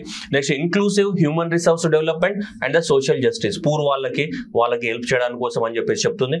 అండ్ నెక్స్ట్ వచ్చేసి మనకి ఇవి మ్యానుఫ్యాక్చరింగ్ అండ్ సర్వీస్ సెక్టర్, ఇది మోస్ట్ ఇంపార్టెంట్ ఇది ఈసారి. And next urban development and energy security. And next వచ్చేసి ఇన్ఫ్రాస్ట్రక్చర్, అండ్ నెక్స్ట్ వచ్చే innovation, research and development, and next వచ్చే నెక్స్ట్ జనరేషన్ రీఫార్మ్స్ పేరుతోటి కొన్ని రీఫార్మ్స్ ప్రపోజ్ చేయడం జరిగింది. సో ఇలా 9 ప్రియారిటీ ఏరియాస్ ని సెలెక్ట్ చేశారు with about 4 themes. Mess themes పైన 9 ప్రియారిటీ ఏరియాస్ ఉన్నాయి. ఎగ్జామినేషన్ లో ఈ 2 క్వశ్చన్స్ లో గ్యారంటీ ప్రాబబిలిటీ ఉంది. Which of the following are the 9 priority areas of the budget అయినా అవ్వచ్చు, అంటే which of the following are the themes of the 2024-25 budget themes ఏంటిదన్నా అడగడానికి ఛాన్సెస్ ఉన్నాయి మనకి. క్లియర్ కదా? సో కాబట్టి ఇందులో ఏమైనా మనకి అడగడానికి చాలా ఛాన్సెస్ అనేవి ఉన్నాయి. సో కాబట్టి మీరు జాగ్రత్తగా గుర్తుపెట్టుకోవడానికి ట్రై చేయండి. So productivity and the resilience in the agriculture, and employment and skilling కానీ, human resource development and social justice కానీ, అండ్ మ్యానుఫ్యాక్చరింగ్ సర్వీస్ కానీ, అండ్ నెక్స్ట్ అర్బన్ డెవలప్మెంట్ కానీ, ఎనర్జీ సెక్యూరిటీ కానీ. నెక్స్ట్ ఇక్కడ తీసుకుంటే మనకి ఇన్ఫ్రాస్ట్రక్చర్ కానీ, innovation, research and development, and next generation reforms అనేటివి ఉంటాయి మనకి. క్లియర్ కదా? సో కాబట్టి ప్రొడక్టివిటీ, రెసిలియన్స్, ఎంప్లాయ్మెంట్ ఇది ఎట్లా గుర్తుపెట్టుకుంటారు అనేది మీ ఇష్టము. బట్ ఒకవేళ చదివితే మీకు ఆటోమేటిక్గా గుర్తుంటారు. 2 సార్లు చదివితే ఆటోమేటిక్గా ఎగ్జామ్ లో ఆప్షన్ చూసి చుక్క పెట్టడమే కదా. పెళ్లి కూతురికి ఇట్లా చుక్క పెట్టడమే కదా ఎగ్జామినేషన్ లో. సో ఆ దిష్టి చుక్క పెట్టండి. సో ఆబ్వియస్లీ గుర్తుంటాయి మీకు. ఏమంటావు Sandeep? Right. Next one, first one వచ్చేస్తే మనకి 9 ప్రియారిటీ ఏరియాస్ ఉన్నాయి కదా. సో 9 ప్రియారిటీ ఏరియాస్ లోపల జుమ్ లో ఫస్ట్ ఏం చెప్తున్నారంటే ఇదన్నమాట. దీనికి మనకి 1.5 lakh crores లో 1.5 lakh crores తోటి ఖర్చు కొనుక్కొని కన్నీళ్ళు తుడుచుకొని చెప్తున్నారు. ఫస్ట్ ప్రియారిటీ ఏరియా కాస్ట్లీ ఖర్చు అన్నమాట ఇది చాలా. Okay right. So productivity and resilience in the agriculture. So దీనికి మొత్తానికి ఈ ప్రియారిటీ ఏరియా 1 కి 1.52 lakh crores కేటాయించడం జరిగింది నిర్మలమ్మ గారు. సో మరి నిర్మలమ్మ గారు మరి ఏం చెప్పారు? క్యా బతాయా క్యా సందేశ్ దియా అంటే ఇక్కడ చూడండి, దీని కింద ఇవన్నీ చేస్తారంట. ఓకేనా? దేని కింద? So productivity and resilience in the agriculture sector. ఒకవేళ గ్రూప్ 1 మెయిన్స్ రాస్తే ఏ క్వశ్చన్ అనే కా ఛాన్స్ बहुत ज्यादा है. ఓకే, సో ఏంటంటే క్వశ్చన్ అదే, headline question. So priority and resilience in the agriculture, ఎందుకంటే 1,50,000 కోట్లు కేటాయించినప్పుడు మరి మనం కూడా కొంచెమైనా మనసున్న వాళ్ళు కొంచెమైనా ఆలోచించాలి కదా దీని గురించి. నిర్మలం 1,50,000 కోట్లు అంటే మామూలు విషయమా? రైట్. సో కాబట్టి థోడాసా సోచనా పడేగా. So right. So transforming the agriculture research అనే ఒకటంట. రెండోది release of the new varieties అని చెప్తున్నారు. కొత్త వెరైటీస్, కొత్త వంగడాలను తీసుకురావాలని చెప్తున్నారు. నెక్స్ట్ వచ్చేసి న్యాచురల్ ఫార్మింగ్ ని ప్రమోట్ చేస్తామని చెప్పేసి, and mission for the increasing the production of the pulses and the oil seeds, and vegetable production and the supply chains యొక్క ప్రాసెస్ ని పెంచాలి, అండ్ ఎక్స్పోర్ట్స్ చేయడానికి కోసం మనకి పర్టికులర్ స్ట్రీమ్ ఎక్స్పోర్ట్స్ ని చేయాలి అని చెప్తున్నారు. అండ్ నెక్స్ట్ నేషనల్ కోఆపరేషన్ పాలసీని చేస్తారంట, కోఆపరేటివ్ సొసైటీని ఎక్కువ మొత్తంలో డెవలప్మెంట్ చేయడానికి. And digital infrastructure for the agriculture కోసం ఏంటిది డిజిటల్ ఇన్ఫ్రాస్ట్రక్చర్ డెవలప్మెంట్ చేస్తారంట. అంటే ఇప్పుడు డ్రోన్స్ ఉన్నాయి అనుకోండి, సపోజ్ డ్రోన్స్ ఎవరైనా వాడుకోవచ్చు అనమాట. అలా డిజిటల్ ఇన్ఫ్రాస్ట్రక్చర్ డెవలప్మెంట్ చేయడానికి సో అన్ని రకాల చర్యలు తీసుకుంటామని చెప్పేసి అన్నిట్ల కోసం 1,50,000 కోట్లని మనకి ప్రపోజ్ చేయడం అనేది జరిగింది. ఓకే, ప్రపోజ్ అంటే ఆ ప్రపోజ్ కాదు, ఈ propose. Okay right. Transforming the agriculture research, and next అంటే release of the new varieties, next అంటే న్యాచురల్ ఫార్మింగ్. ఓకేనా? పల్సెస్, ఆయిల్ సీడ్స్ నేను కొంచెము సాగదీసినట్టే చెప్తాను, ఎందుకంటే గుర్తుండాలి మైండ్ లో. నేను చెప్పుకుంటూ పోతే అందరికీ నాకు తేడా ఉండదు కదా. సో కాబట్టి అందువల్ల మీకు గుర్తు పెట్టుకోవడానికి ట్రై చేయండి. ఓకేనా? సో ఇవి 9 ఏరియాస్. ఎందుకంటే మనకి ఎగ్జామినేషన్ లో which of the following are the part of the agriculture priority areas అని అడుగుతాడు క్వశ్చన్ అనేది. సో అగ్రికల్చర్ ప్రియారిటీ ఏరియాస్ ఏమున్నాయి బడ్జెట్ లో అంటే ఇవే అగ్రికల్చర్ ప్రియారిటీ ఏరియాస్ వాళ్ళు ఇచ్చిన. సో ఈ అగ్రికల్చర్ లో ఇవన్నిటిని కూడా పెంపొందిస్తామని చెప్తున్నారు. సో కాబట్టి ఆప్షన్స్ ఇవే ఇస్తాడు, 1 2 3 4 5 6 ABCDFG. ఓకేనా? ABCDFG Balu boy can do anything for girl అని చెప్పేసి బాలు అంటాడు. అట్లా ఇక్కడ కూడా ABCDF ఆప్షన్స్ ఇస్తాడు. కాబట్టి so transforming research, new varieties ఇట్లా. ఓకేనా? రైట్. ఒక్కొక్క దాని గురించి మాట్లాడుకుందాం. ఏం చెప్పినారు? ఏం ఎత్తింది అమ్మ అంటే సో బోనం ఎత్తింది. ఆషాఢ బోనం ఎత్తి ఓహో అన్నది. లాస్ట్కి ఏమైంది? ఏం లేదు. రైట్. ఫస్ట్ వన్ చూసుకుంటే ఏమన్నది? ట్రాన్స్ఫార్మింగ్ ద అగ్రికల్చర్ రీసెర్చ్ అన్నది. అగ్రికల్చర్ రీసెర్చ్ పెట్టడానికి కోసము కాంప్రహెన్సివ్ అగ్రికల్చర్ రీసెర్చ్ చేస్తుందంట. సో అగ్రికల్చర్ రీసెర్చ్ చేసి ఎలాంటి సీడ్స్ ని తయారు చేస్తారు? కొత్తగా ప్రొడక్టివిటీ పెంచే సీడ్స్ ని అండ్ క్లైమేట్ చేంజ్ ని తట్టుకునే వాటిని. క్లైమేట్ రెసిలియంట్ అంటే మనకి ఏవైతే ఇప్పుడు వాతావరణ మార్పులు వస్తున్నాయో వాతావరణ మార్పుల్ని తట్టుకునే వెరైటీస్ ని ప్లస్ ఇవి ఏంటి? ప్రొడక్టివిటీని పెంచేటివి. ప్రొడక్టివిటీని పెంచేవి, వాతావరణ మార్పుల్ని పెంచేటివి ఏవైతున్నాయో అలాంటి వాటిని తయారు చేస్తుందంట. అమ్మా ఓకే రన్. రెండోది నేషనల్ కోఆపరేటివ్ పాలసీ. ఎందుకంటే భారతదేశంలో చాలా కోఆపరేటివ్ సొసైటీస్ ఉన్నాయి. అగ్రికల్చర్కి సంబంధించి, షుగర్ కేన్కి సంబంధించి కానీ, పాలకి సంబంధించింది కానీ, ఇలా చాలా ఉన్నాయి. కానీ వాటన్నిటికి ఒక యూనిఫైడ్ పాలసీ అంటూ లేదు. కోఆపరేటివ్ సొసైటీ ఎట్లా ప్రమోట్ చేయాలి, వాటి ఆర్గనైజేషన్ స్ట్రక్చర్ ఎలా ఉండాలి, వాటికి ఎలక్షన్స్ ఎలా చేపట్టాలి, వాటికి గవర్నమెంట్ ఎలా ఫండింగ్ ఇవ్వాలి, ఆ ఫండింగ్ని ఆడిట్ ఎట్లా చేయాలి, ఇలాంటి సపరేట్ మెకానిజం అంటూ ఏం లేదు కోఆపరేటివ్ సొసైటీస్ కి. ఆ కోఆపరేటివ్ సొసైటీ ఏంటిది? That is a voluntary organisation formed by the farmers పెట్టుకున్న వాలంటరీ ఆర్గనైజేషన్స్ మనం ఏమంటాం? కోఆపరేటివ్ సొసైటీ అని చెప్తుంటాం. సో అందువలన ఈ కోఆపరేటివ్ సొసైటీస్ కి సంబంధించి ఒక పర్టికులర్ పాలసీ తీసుకొస్తామని చెప్తున్నారు. Systematic, orderly and all round development of the cooperatives. దానికి ఒక ఏం కావాలి? పాలసీ కావాలి. దానికి సంబంధించి ఒక పాలసీ తీసుకురావడం అనేది జరుగుతుందని చెప్తున్నారు. ఒకటి, అగ్రికల్చర్ మీద సిస్టమాటిక్ రీసెర్చ్ చేస్తాం. రెండోది, అగ్రికల్చర్ లో ఉన్నటువంటి కోఆపరేటివ్ సెక్టార్స్ ఏవైతే ఉన్నాయో వాటిపైన ఏం చేస్తాం? వాళ్ళందరినీ బాగు చేస్తామని చెప్తున్నారు. మూడోది, vegetable production and supply chain. Vegetable production, supply chain, దీని ఉద్దేశం ఏంటిది? ఇప్పుడు హైదరాబాద్ ఉంది. హైదరాబాద్ చుట్టుపక్కల ప్రాంతాల నుంచి మనకు హైదరాబాద్ లో 1.5 జనాభా ఉంది. ఈ 1.5 జనాభాకి ఏం చేయాలి? వెజిటేబుల్ సప్లై చేయాలా లేదా? ఇప్పుడు విశాఖపట్నం ఉంది. విశాఖపట్నం చుట్టుపక్కల ప్రాంతాల్లో భీమిలి కానీ, ఆ చుట్టుపక్కల ప్రాంతాలలో అక్కడ కూడా మనకి ఏం చేయాలా? కూరగాయలు పండించాలి. విజయవాడ చుట్టుపక్కల ప్రాంతాలలో కూడా ఏం చేయాలి? మనకి కూరగాయలని పండించాలి. అప్పుడు మనకి ఏమైతే ఈజీగా అక్కడ ఉన్న టౌన్స్ కి ఏమైతే సప్లై అవుతాయి, పెద్ద పెద్ద టౌన్స్ కి. ఎందుకంటే అక్కడ పెద్ద పెద్ద రెస్టారెంట్స్ ఉంటాయి, నువ్వు కూడా పోతావు కదా XYZ అని చెప్పి. సో అందుకని చెప్పేసి అలా మనకి ఏంటిదంటే ఎక్కువ మొత్తంలో చుట్టుపక్కల ఇక్కడ ఈ సిటీస్ కి, పెద్ద పెద్ద టౌన్స్ కి సరౌండింగ్ ఏరియాస్ ఏవైతే ఉంటాయో, ఈ పెద్ద పెద్ద సరౌండింగ్ ఏరియాస్ లో మనకి ఏం చేయాలి? ఈ ప్రాంతాలలో ఎక్కువ మొత్తంలో మనం ఏం చేయాలి? ఈ వెజిటేబుల్స్ ప్రొడక్షన్ ని ఏం చేయాలి? మనం పెంచాలి. ఈ వెజిటేబుల్ ప్రొడక్షన్ ని పెంచి దాన్ని ఏం చేయాలా? స్టోర్ చేయడానికి కానీ, వాటిని ట్రాన్స్పోర్ట్ చేయడానికి కానీ ఏం చేయాలా? అవకాశాలు కల్పించాలి. ఆ అవకాశాలని కల్పిస్తామని మనకి డబ్బా కొట్టి చెప్పింది ఎవరు? నిర్మలమ్మ. ఏమని? Vegetable production and supply chain. దీనికోసము FPOs అంటే ఫార్మ్ ప్రొడ్యూసింగ్ ఆర్గనైజేషన్స్ కానీ, కోఆపరేటివ్స్ కానీ, ఈ పెద్ద పెద్ద స్టార్ట్అప్స్ ని కూడా ఎంకరేజ్ చేస్తారంట ఈ సెక్టార్ లోపల. ఫర్ ఏంటిది? Vegetable supply chain for the collection and the storage and marketing of the vegetables and to supplies big towns. So దానికోసము okay, farmer companies, cooperatives okay, but కొత్తగా ఇక్కడ ఏంటిది? ఈ సెక్టార్ లోపల స్టార్ట్అప్స్ ని కూడా ఎంకరేజ్ చేస్తామని చెప్తుంది. ఫార్మ్ ప్రొడ్యూసింగ్ ఆర్గనైజేషన్స్ కానీ, ఆల్రెడీ ఇక్కడ కోఆపరేటివ్స్ కానీ, ఇప్పుడు కాదు, మనం బుట్టకు నుంచి ఉన్నాయి అవి, వాటిని ఎవరు గెలకలేదు. సో కానీ ఇప్పుడు కొత్తగా స్టార్ట్అప్ కంపెనీస్ కూడా ఎవరైనా సరే, మన ఇదేం సినిమా, శ్రీకారం శర్వానంద్ శ్రీకారం ఉంది కదా, శ్రీకారం శర్వానంద్ ఊర్లో అందరూ కూడా ఎండిపోతే లాస్ట్కి ఏం చేస్తాడు? ఏం చేయాలి అర్థం కాక వ్యవసాయం చేసి స్టార్ట్అప్ కంపెనీ స్టార్ట్ చేస్తాడు కదా, ఈ శ్రీకారం సినిమా అనమాట ఇది. స్టార్ట్అప్ కంపెనీస్ కూడా ప్రమోట్ చేస్తాయంట.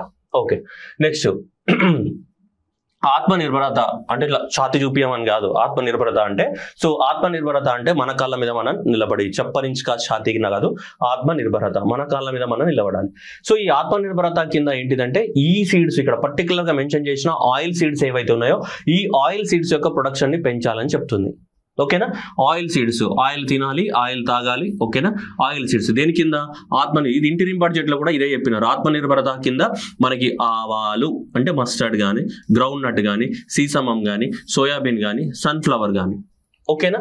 సో ఈ వీటి అన్నిటి గురించి మనకి ఎక్కువ మొత్తంలో ఫోకస్ చేసి వీటి యొక్క ఉత్పత్తిని పెంచాలని చెప్పేసి దానికి సపరేట్ గా మనకి గవర్నమెంట్ అనేది ఫండింగ్ ఇవ్వడం జరుగుతుంది. వీటికి సంబంధించి దీనికి ఏ పేరుతోటి? ఆత్మనిర్భరత, సెల్ఫ్ రిలయన్స్, మన కాళ్ళ మీద మనం నిలబడగలగాలి. So that is the self reliance పేరుతోటి. ఓకేనా? ఆత్మనిర్భరత.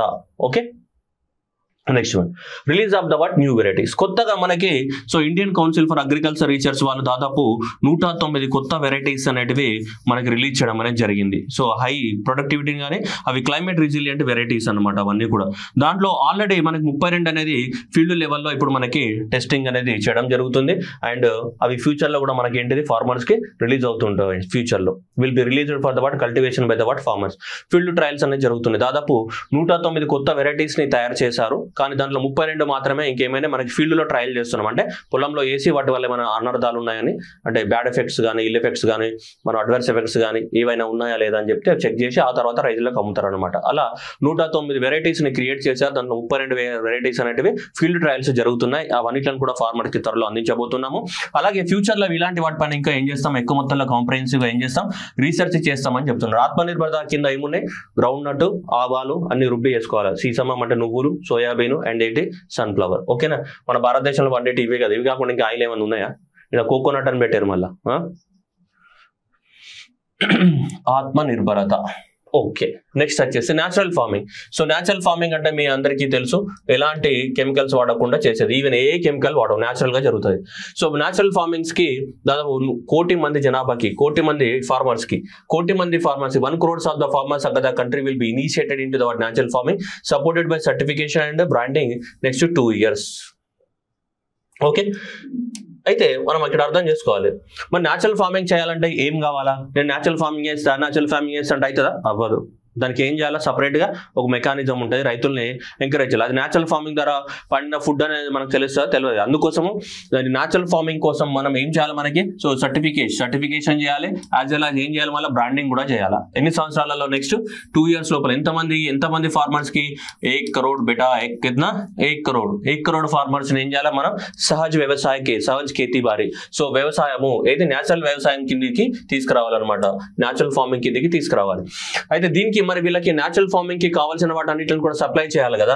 వాళ్ళు ఊరికే చేతులు ఎత్తేసి ఊరికే వేసేసి సో ఇట్లాంటి గాజుల సప్లై రాదు కదా. సో అందువల్ల గవర్నమెంట్ ఏం చేసిందంటే 10,000 ఏం చేస్తుందంట చూడండి, 10,000 ఏంటిది బయో ఇన్పుట్ రిసోర్స్ సెంటర్స్ పెడతా ఉంటుంది. అంటే బయో ఇన్పుట్ రిసోర్స్ సెంటర్ అంటే ఎవరికి ఏమందించడానికి కోసము ఈ ఫార్మర్స్ ఎవరైతే ఈ న్యాచురల్ ఫార్మింగ్ చేయాలనుకుంటున్నారో వాళ్ళకి కావాల్సినటువంటి సో ఇన్పుట్స్, వాళ్ళకి కావాల్సినటువంటి ఏం కావాలో అవన్నీ ఇందులో అవైలబిలిటీ ఉంటాయి అనమాట. అంటే న్యాచురల్ ఫార్మింగ్ కి కావాల్సినటువంటి ఇన్పుట్స్ ఏవైతే ఉంటాయో ఆ ఇన్పుట్స్ అనేటివి దీంట్లో ఉంటాయి.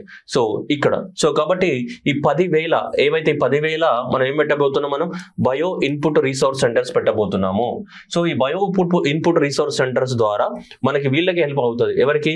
ఈ 1 crore ఆఫ్ ద ఫార్మర్స్ మనకి ఏం చేస్తారు? న్యాచురల్ ఫార్మింగ్ సాగు చేయడానికి అవకాశం ఉంటుంది. ఎప్పుడు? నెక్స్ట్ 2 years లోపల.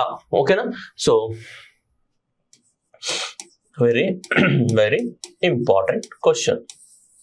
ఓకే, ఎక్స్పెక్టెడ్ లో ఒకటి ఇది న్యాచురల్ ఫార్మింగ్ కి సంబంధించి. కనిపిస్తలేదేమో మీకు, నాకు కూడా కనిపిస్తలేదు. ఏం చేద్దాం మరి, బడ్జెట్ కనిపిస్తలేదు ఎవరికి.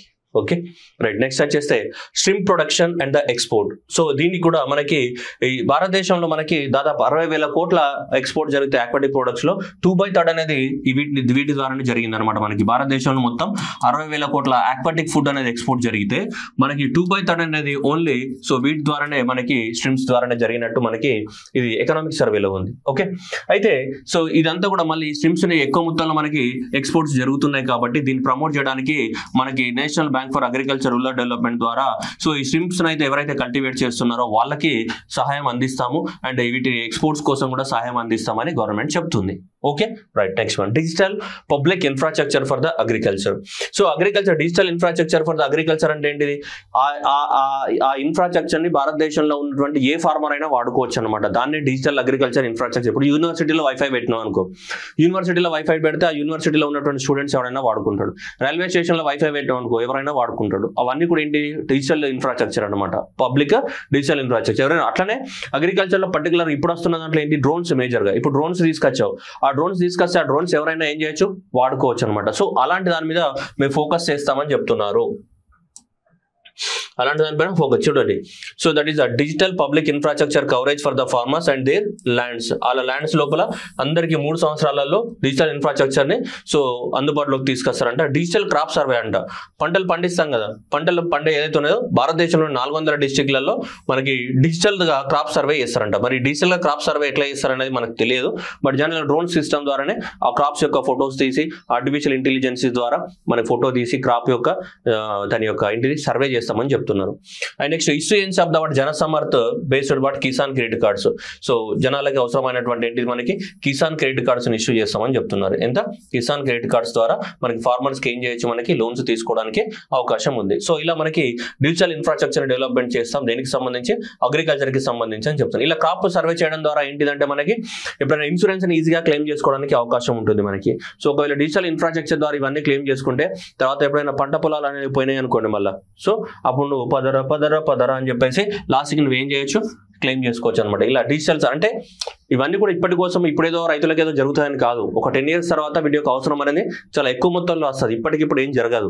సో అందువల్ల సో మనకి డిజిటల్ పబ్లిక్ ఇన్ఫ్రాస్ట్రక్చర్ డెవలప్మెంట్ చేయాలనుకుంటా. మీకు ఇది అర్థం కాకపోతే particularly you remember it as what drones. Particularly అగ్రికల్చర్లో డ్రోన్స్ కానీ, అగ్రికల్చర్లో ఆర్టిఫిషియల్ ఇంటెలిజెన్స్. ఇప్పుడు ఆర్టిఫిషియల్ ఇంటెలిజెన్స్ అగ్రికల్చర్లో వచ్చింది.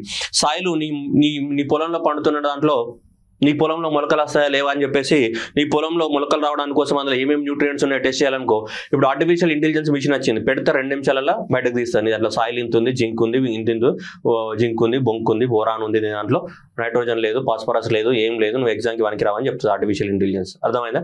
అందుకని సో అలా కాకుండా మీరు కూడా జాగ్రత్త చదవండి. అలా మన సాయిల్ టెస్టింగ్ కోసం కానీ ఇవన్నిట్ల కోసం కానీ ఈరోజు పెద్ద పెద్ద టెక్నాలజీస్ వచ్చాయి. Right, okay. So digital infrastructure, so ఇది చూడొచ్చు, ఇంతకు ముందు చెప్పింది మనకి. చూడండి, digital public infrastructure coverage. So ఇప్పుడు రాబోయే 3 సంవత్సరాలలో అందరికీ అందుబాటులోకి తీసుకొస్తామని చెప్తున్నారు. అండ్ 400 డిస్ట్రిక్ట్లలో క్రాప్ సర్వే చేస్తామని చెప్తున్నారు. And the details of the 6 crore farmers and their lands will be brought onto the farmer lands and registries. 6 కోట్ల మంది ఫార్మర్స్ ని సో డిజిటలైజేషన్ చేస్తారని చెప్తున్నారు. ల్యాండ్ రికార్డ్స్ మన దగ్గర, మన తెలుగు రాష్ట్రాలలో ఉన్నాయి కానీ వేరే రాష్ట్రాలలో లేవు. ఆ వెనుకబడిన రాష్ట్రాలు దిక్కుమాలలో ఉన్నారుగా, మన డబ్బులన్నీ అక్కడ పోతూ ఉంటాయి.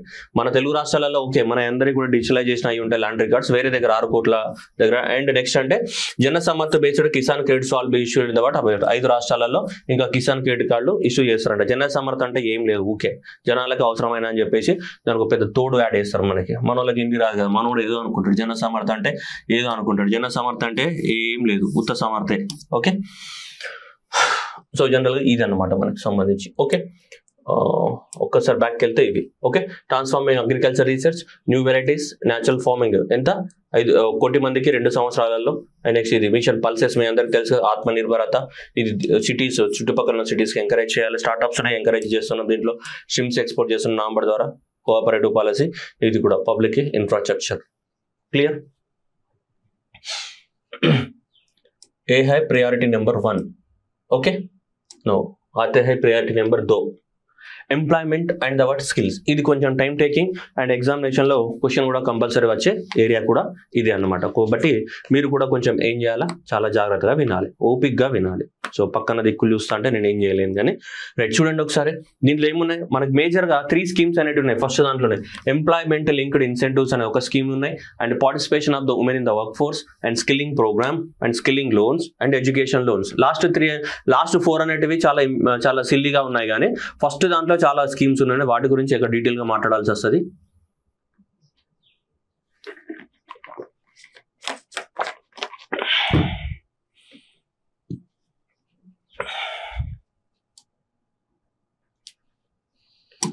ఇక్కడ చూడండి, స్కిల్లింగ్ అని చెప్పాడు, స్కిల్స్ అండ్ డెవలప్మెంట్ చేయాలని. ఇక్కడ కూడా స్కిల్ నేర్చుకున్న తర్వాత దానికి ఏమి ఇవ్వాలి, లోన్స్ అని ఇచ్చారు. ఇదంతా కూడా చదువు అయిపోయిన తర్వాత ఇక చదువుకునేటప్పుడు ఏం చేయాలి, ఎడ్యుకేషన్ లోన్స్ ఇవ్వాలి కదా, చదువుకునేటప్పుడు కూడా ఇవ్వాలి కదా. లేకపోతే పప్పురాడు ఎడికి చదువుకుంటాడు, మళ్ళీ ఏం చేస్తాడు, మళ్ళీ నారాయణమూర్తిలో ఏమన్నదక్కో అంటాడు మరి. అందువల్ల కాబట్టి మనకి ఎడ్యుకేషన్ లోన్స్ కానీ, నెక్స్ట్ ఏంటి స్కిల్ కానీ, స్కిల్లింగ్ కానీ, అన్నిటికీ ఏం చేయాలి, లోన్ చేయాలి. ఇంకా ఎక్కడ ఏం చేస్తున్నాడు, మహిళా భారత్ అని చెప్పి మహిళలను పార్టిసిపేట్ చేయాలని చెప్పిస్తున్నాడు వర్క్ ఫోర్స్ లోపల. అండ్ ఇక్కడ తీసుకుంటే ఇక్కడ 3 స్కీమ్స్ ఉన్నాయన్నమాట మనకి. స్కీమ్ ఏ అని ఒకటి ప్రపోజ్ చేశారు, స్కీమ్ బి అని, అండ్ స్కీమ్ సి అని చెప్పేసి మనకి ఎక్కువ మంది మెంబర్స్ ని మనకి ఎంప్లాయ్మెంట్ లో ఎంకరేజ్ చేయాలి, ఎక్కువ మంది యూత్ ని సో జాబ్ చేసేటట్టు చేయాలని చెప్పేసి కొన్ని కంపెనీస్ కానీ, కొన్ని జాబ్ చేసే వాళ్ళకి కానీ సో మనకి ఏం చేస్తున్నాం, మన వాళ్ళకి ఇన్సెంటివ్స్ ఇవ్వడానికి కోసం మనకి ఇక్కడ ఉన్నాయి. ఇక్కడ 3 స్కీమ్స్ ఉన్నాయి. దిస్ ఇస్ వెరీ ఇంపార్టెంట్ కాదు, ఇక్కడ చూసి ఖచ్చితంగా ఎగ్జామ్ లో వచ్చి తీరుతుంది, guarantee question. So guarantee question ఇది so employment linked incentive scheme అనేది గ్యారంటీ క్వశ్చన్. సో కాబట్టి నేను కూడా టైం ఎక్కువ స్పెండ్ చేస్తాను దానిపైన. ఓకేనా, మిగతా అని నార్మల్. పెద్ద స్కిల్లింగ్ అంటే మీకు తెలియదా, స్కిల్ లోన్ ఎంత ఇస్తాడో తెలియదా, ఇందులో అమౌంట్ పోయి ఉంటుంది. ఇందులో 10 లక్షలు ఇస్తారంటే 7.5 లక్షలు ఇలా ఇంతే ఉంది, పెద్ద ఇది విషయం ఏం లేదు. అవి నెక్స్ట్ లాస్ట్ చెప్తా, బట్ ఫస్ట్ ఇది మాట్లాడదాం. ఓకే, నేనే సొల్లకి చెప్తున్నాను కదా, చూద్దాం. ఇప్పుడు చూడండి, ఇప్పుడు మనకి సెకండ్ పిల్లర్ ఏంటిది, ఎంప్లాయ్మెంట్ అండ్ స్కిల్ జనరేషన్ అనేది సెకండ్ పిల్లర్, ఒక ప్రియారిటీ ఏరియా. సో కనుక తీసుకుంటే ఇప్పుడు సో 3 స్కీమ్స్ లోపల ప్రధానమంత్రి ప్యాకేజ్ అని చెప్తున్నారు. దాన్ని ప్రధానమంత్రి ప్యాకేజ్ కింద 3 స్కీమ్స్ ఉన్నాయి. ఒకటి scheme A, scheme A for the first timers, and scheme B job creation for the manufacturing sector, and the scheme C and next ఏంటంటే సపోర్టర్స్, సో ఎంప్లాయర్స్ కి సపోర్టర్స్ కి. సో ఇక్కడ మనకి 3 ఉన్నాయి చూడండి. ఇది జాబ్ చేసే వాళ్ళకి, మనలాంటి ఇది జాబ్, ఇది ఎంప్లాయీ అంటే ఎవరైతే జాబ్ చేస్తున్నారో ఆయన కోసం. ఇది కూడా ఎంప్లాయీ కోసము, ఎవరైతే జాబ్ చేస్తున్నారో ఆయన కోసము. ఓకేనా, ఇది ఎంప్లాయీ కోసం కాదు, ఇది ఎంప్లాయర్స్ ఎవరైతే జాబ్ ప్రొవైడ్ చేస్తున్నారో వాళ్ళ కోసం ఇది. So this is for the word job providers. ఇది ఏదైతే ఉందో సో ఇదంతా కూడా దేనికోసం, జాబ్ ప్రొవైడర్స్ ఎవరైతే ఉన్నారో వాళ్ళ కోసం, అది ఎంప్లాయర్స్ కోసం. అది ఏది, సి అనేది ఏదైతే ఉందో అది ఎంప్లాయర్స్ కోసం, బి అనేది ఎవరికి, ఎంప్లాయీస్ కోసం, అండ్ ఇది కూడా ఏ అనేది కూడా ఎంప్లాయీస్ కోసం, ఎంప్లాయీస్ కి, అది సి అనేది ఏదైతే ఉందో అది ఎంప్లాయర్స్ కోసం. ఓకేనా, ఎంప్లాయర్స్ అంటే జాబ్ ప్రొవైడర్స్ ఎవరు ఉన్నారో వాళ్ళ కోసం. అయితే ఈ 3 స్కీమ్స్ ని మనకి మేజర్ గా అనౌన్స్మెంట్ చేయడం జరిగింది గవర్నమెంట్ ఆఫ్ ఇండియా అనేది. ఓకేనా, మీరు చూడండి ఇక్కడ 3 schemes, scheme A and scheme B and scheme C. నువ్వు ఎన్రోల్మెంట్ డ్యూరేషన్ అంటే ఈ స్కీమ్ లో జాయిన్ అవ్వడానికి, సో ఈ స్కీమ్ లో జాయిన్ అవ్వడానికి డ్యూరేషన్ ఎంత, నువ్వు 2 సంవత్సరాలలో ఈ స్కీమ్ లో జాయిన్ అవ్వచ్చు. 2 సంవత్సరాలలో ఈ స్కీమ్లలో జాయిన్ అవ్వచ్చు. ఈ స్కీమ్ ఎన్ని రోజుల పాటు వ్యాలిడిటీ ఉంటుంది, సో అంటే 3 years. సో స్కీమ్ యొక్క వ్యాలిడిటీ ఎంత, 3 years. ఇక్కడ స్కీమ్ అనేది ఎన్ని రోజుల పాటు అమల్లో ఉంటుంది, 6 సంవత్సరాల పాటు అమల్లో ఉంటుంది. ఇక్కడ కూడా స్కీమ్ అనేది ఎన్ని రోజుల పాటు అమల్లో ఉంటుంది, 6 సంవత్సరాల పాటు అమల్లో ఉంటుంది. ఓకేనా, సో స్కీమ్ ఇది ఏదైనా 2 years, ఇది 3 years అమల్లో ఉంటుంది స్కీమ్, ఇది 6 years అమల్లో ఉంటుంది. అంటే ఇది 6 అంటే ఈ స్కీమ్ కింద వచ్చే బెనిఫిట్స్ అనేది మనకి 3 సంవత్సరాల వరకే అవైలబిలిటీ ఉంటాయి అన్నమాట. ఓకే, సో ఇక్కడ 6 years వరకే ఈ స్కీమ్ లో మనం ఏమంటారు అమల్లో ఉంటుంది. ఇక్కడ కూడా 6 years వరకు ఉంటుంది మనకి. ఓకే రైట్, నెక్స్ట్ వచ్చేస్తే బెనిఫిషియర్స్. దీని ద్వారా గవర్నమెంట్ దాదాపు 210 లక్షల మంది బెనిఫిట్ అవుతారని, స్కీమ్ బి ద్వారా 30 లక్షల మంది బెనిఫిట్ అవుతారని, స్కీమ్ సి ద్వారా 50 లక్షల మంది బెనిఫిట్ అవుతారని చెప్పేసి గవర్నమెంట్ ఎక్స్పెక్ట్ చేస్తుంది ఈ 3 స్కీమ్ల ద్వారా. ఒక దాని కింద 210 లక్షలు, ఇంకో దాని కింద స్కీమ్ బి కింద 30 లక్షలు, అండ్ నెక్స్ట్ స్కీమ్స్ కింద 50 లక్షల మంది. అయితే దీనికి గవర్నమెంట్ స్కీమ్ ఏకి 23,000 కోట్లు, అండ్ స్కీమ్ బికి 52,000 కోట్లు, అండ్ నెక్స్ట్ వచ్చేసి స్కీమ్ సికి 32,000 కోట్లు అనేది గవర్నమెంట్ అనేది అలోకేట్ చేసింది. ఇది మనకి ఎంప్లాయ్మెంట్ అండ్ స్కిల్ డెవలప్మెంట్ కింద ప్రపోజ్ చేసింది. అయితే మనకి ఎగ్జామ్ పాయింట్ ఆఫ్ లో ఇందులో ఈ డాటా రట్టగొట్టాల్సింది, వీరికి వేరే ఆప్షన్ లేదు. సో ఇది బెనిఫిషియరీ ఎంత అండ్ వీటికి ఎంత అలోకేట్ చేశారు, స్కీమ్ ఏ కానీ స్కీమ్ బి కానీ అండ్ స్కీమ్ సి కానీ ఒక్కొక్క దానికి ఎంత అలోకేట్ చేశారు అనేది మనం దీనిపైన ఫోకస్ చేయాలి. అయితే వీటి స్కీమ్ డీటెయిల్స్ మాట్లాడుకోవాలి. Scheme A first time, scheme A కానీ స్కీమ్ బి అని ఎవరికని చెప్పాను నేను, ఎంప్లాయీస్ కి. అండ్ స్కీమ్ సి అనేది ఎవరు, ఎంప్లాయర్ ఎవరైతే జాబ్ ప్రొవైడ్ చేస్తున్నారో ఆయనకి స్కీమ్ సి అనేది వర్తిస్తుంది. అయితే ఇందులో కొన్ని రూల్స్ ఉన్నాయి, ఆ రూల్స్ గురించి మనం మాట్లాడుకుందాం. ఫస్ట్ ఆఫ్ ఆల్ మనకి ఈపీఎఫ్ఓ ఉంటుంది, employment provident fund organisation. So ఇప్పుడు ఈపీఎఫ్ఓలో ఇప్పుడు ఎవరైనా సరే ఏ కంపెనీలో అయినా సరే జాబ్లో జాయిన్ అయినప్పుడు ఖచ్చితంగా వాళ్ళకి ఈపీఎఫ్ఓ అకౌంట్ అనేది తీయాలి. ఇది మ్యాండేటరీ. ఈ స్కీమ్ ఏ కానీ స్కీమ్ బి కానీ స్కీమ్ సి కానీ దేంట్లో గవర్నమెంట్ ఇచ్చే బెనిఫిట్స్ పొందాలన్నా కానీ ఖచ్చితంగా ఆ ఎంప్లాయర్ అనేవాడు కానీ ఆ ఎంప్లాయీ కానీ ఖచ్చితంగా ఈ ఆర్గనైజేషన్ లో రిజిస్టర్ అయి ఉండాలా. ఏది, EPF employee provident fund organisation లో ఉండాలి. ఇది మ్యాండేటరీ. మనం మాట్లాడుకునే 3 స్కీమ్స్ కూడా ఇది కంపల్సరీ రిజిస్ట్రేషన్ ఉండాల్సిందే. కొత్తగా జాయిన్ అయిన వాళ్ళైనా సరే అండ్ పాత ఓల్డ్ వాళ్ళైనా సరే దీంట్లో వాళ్ళకి అకౌంట్ ఉండాల్సిందే. ఓకే, ఇప్పుడు job, so employment provident fund organisation ఇక్కడ ఉంది. So scheme A, so scheme A కానీ స్కీమ్ బి కానీ, ఓకే నెక్స్ట్ వచ్చేసి స్కీమ్ సి కానీ. ఓకే 3 ఉన్నాయి మన scheme A and scheme B and scheme C ఉన్నాయి. సో ఇప్పుడు ఫస్ట్ టైం నాకు జాబ్ వచ్చింది, నాకు రాలేదు. ఫస్ట్ టైం ఏమొచ్చింది నాకు, సో మస్తు జాబ్ వచ్చింది, మస్తు మామూలు పర్ఫ్యూమ్ కొట్టేసి ఇట్లా ఐడి కార్డ్ వేసుకొని మొత్తం సన్ ఆఫ్ సత్యమూర్తిలో అల్లు అర్జున్ టైప్లో స్టార్ట్ అయినా అనుకుందాం. సపోజ్ ఇంకా పోతా ఉన్నా లాస్ట్కి ఏమంటాడు వాడు, నీకు బ్యాంక్ అకౌంట్ ఉందా అంటాడు, నీకు ఈపీఎఫ్ అకౌంట్ ఉందా అంటాడు. అవన్నీ మనం తీయాలా. మనం తీస్తే జనరల్గా సో ఫస్ట్ టైం ఎంప్లాయ్మెంట్ ఎవరైతే ప్రొవైడ్ చేస్తున్నారో, ఫస్ట్ టైం ఎవరైతే జాబ్లో జాయిన్ అవుతున్నారో, ఫస్ట్ టైం జాబ్ సీకర్స్కి ఎవరైతే ఉన్నారో వాళ్ళకు సో ఈ స్కీమ్ అనేది వర్తిస్తుంది. ఓకేనా, సో నెక్స్ట్ ఇక్కడ కూడా ఫస్ట్ టైం ఎంప్లాయర్స్కే మనకి సో ఎవరైతే జాబ్లో జాయిన్ అవుతున్నారో వాళ్ళకు కూడా స్కీమ్ బి వర్తిస్తుంది. స్కీమ్ సి అనేది ఫస్ట్ టైం జాబర్స్ కాదు, ఇది ఎవరికి వర్తిస్తుంది, ఎంప్లాయర్స్కి వర్తిస్తుంది. జాబ్ ఎవరైతే ప్రొవైడ్ చేస్తున్నారో వాళ్ళకి వర్తిస్తుంది. ఇది జాబ్ తీసుకున్న వాళ్ళకి వర్తిస్తాయి 2, scheme A and scheme B అనేది. కానీ ఎవరైనా సరే మనకు ఖచ్చితంగా దీంట్లో ఉండి తీరాల్సిందే. ఏది, ఎంప్లాయ్మెంట్ ప్రావిడెంట్ ఫండ్ ఆర్గనైజేషన్లో వాళ్ళకి రిజిస్ట్రేషన్ అయ్యి ఉండి వాళ్ళ నేము, వాళ్ళకి సంఖ్య ఉంటుంది కదా, వాళ్ళకి ఆధార్ నంబర్ లాగా వాళ్ళకి ప్రావిడెంట్ ఫండ్ నంబర్ ఉంటుంది కదా, అది ఉండాల్సిందే. అది ఉంటేనే ఈ స్కీమ్స్ కి ఎలిజిబుల్ అనమాట. మరి మనకి ఎట్లా వస్తుంది అంటే, మనం ఫస్ట్ టైం జాబ్లో జాయిన్ అయినప్పుడు ఆ కంపెనీ ఏదైతే ఉంటుందో ఆ కంపెనీ మనం పేరు మీద సో ఈపీఎఫ్ రిజిస్ట్రేషన్ చేసి తీస్తుంది. ఇప్పుడు ఈ స్కీమ్ల కింద ఎవరికి ఏం బెనిఫిట్స్ వస్తున్నాయి అనేది మనకి చూద్దాం. ఇప్పుడు ప్రతి స్కీమ్ కి మనం ఇంతకుముందు చూసాం కదా, ఏ స్కీమ్ చూసినా కానీ ప్రతి స్కీమ్ కి డ్యూరేషన్ ఎంత 2 years కదమ్మా. ఇక్కడ స్కీమ్ కి 2 years, ఇక్కడ స్కీమ్ కి 2 years, ఇక్కడ కూడా ఎంత 2 years మనకి ఏ స్కీమ్ లో. అంటే నువ్వు జాయిన్ అవ్వడానికి కోసం అంటే ఇప్పుడు 2024 కానీ 2025, 26 వరకు ఎప్పుడైనా జాయిన్ అవ్వచ్చు అనమాట. నువ్వు అర్థమవుతుందా? రైట్. ఇప్పుడు చూద్దాం మనం. రైట్, మీరు కన్ఫ్యూజ్ అవుతారని చెప్పేసి సో మనకి నేనే క్లియర్గా మీకు రాసి పెట్టిన. మీరు లాస్ట్ చదివేటప్పుడు ఎగ్జామ్లో ఏం చేస్తారంటే ఏ ఆన్సర్ ఒక్కోదానికి ఇంకోదానికి ఆన్సర్ పెట్టేస్తాం. Okay right. ఇప్పుడు చూద్దాం scheme A and scheme B and scheme C. ఓకేనా, మూడు కూడా దేనికి ఉన్నాయి మనకి? Employment linked incentive schemes announced. Okay right. ఇప్పుడు స్కీమ్ ఏ ఏదైతే ఉందో it is applicable to the what all sectors. అది మ్యానుఫ్యాక్చరింగ్ సెక్టర్ కానీ సర్వీస్ సెక్టర్ కానీ ఏ సెక్టర్ అయినా సరే అప్లికేబుల్ అవుతుంది. ఏది స్కీమ్ ఏ. కానీ స్కీమ్ బి ఏదైతే ఉందో ఇది అన్ని సెక్టార్స్ కి అప్లికేబుల్ కాదు. స్కీమ్ బి అనేది ఓన్లీ మ్యానుఫ్యాక్చరింగ్ సెక్టర్ కి మాత్రమే అప్లికేబుల్ అని చెప్పేసి మనకు బడ్జెట్ లో క్లియర్ గా మెన్షన్ చేశారు. సో స్కీమ్ బి ఏదైతే ఉందో this is applicable to the what only manufacturing sector. Examination లో నువ్వు చేసే మిస్టేక్ ఇదే, బిగ్గెస్ట్ బ్లండర్ ఇదే అన్నమాట. స్కీమ్ ఏ అనేది మనకి అన్ని సెక్టార్స్ కి అప్లికేబుల్ అవుతుంది. స్కీమ్ బి అనేది ఓన్లీ మ్యానుఫ్యాక్చరింగ్ సెక్టర్ కి మాత్రమే అప్లికేబుల్ అవుతుంది. నెక్స్ట్ స్కీమ్ సి కూడా మళ్ళీ ఆల్ సెక్టర్స్. ఆల్ సెక్టర్స్ అంటే ఏమున్నాయన్నమ్మా, ఇక్కడ మ్యానుఫ్యాక్చరింగ్ సెక్టర్ లేదా సర్వీస్ సెక్టర్ లో పెట్టుకున్న కంపెనీస్ అంతే కదా. సో మ్యానుఫ్యాక్చరింగ్ లేదా సర్వీస్ సెక్టర్, కానీ ఇది ఓన్లీ మ్యానుఫ్యాక్చరింగ్ సెక్టర్ కి మాత్రమే అప్లికేబుల్ అవుతుంది. Only scheme B.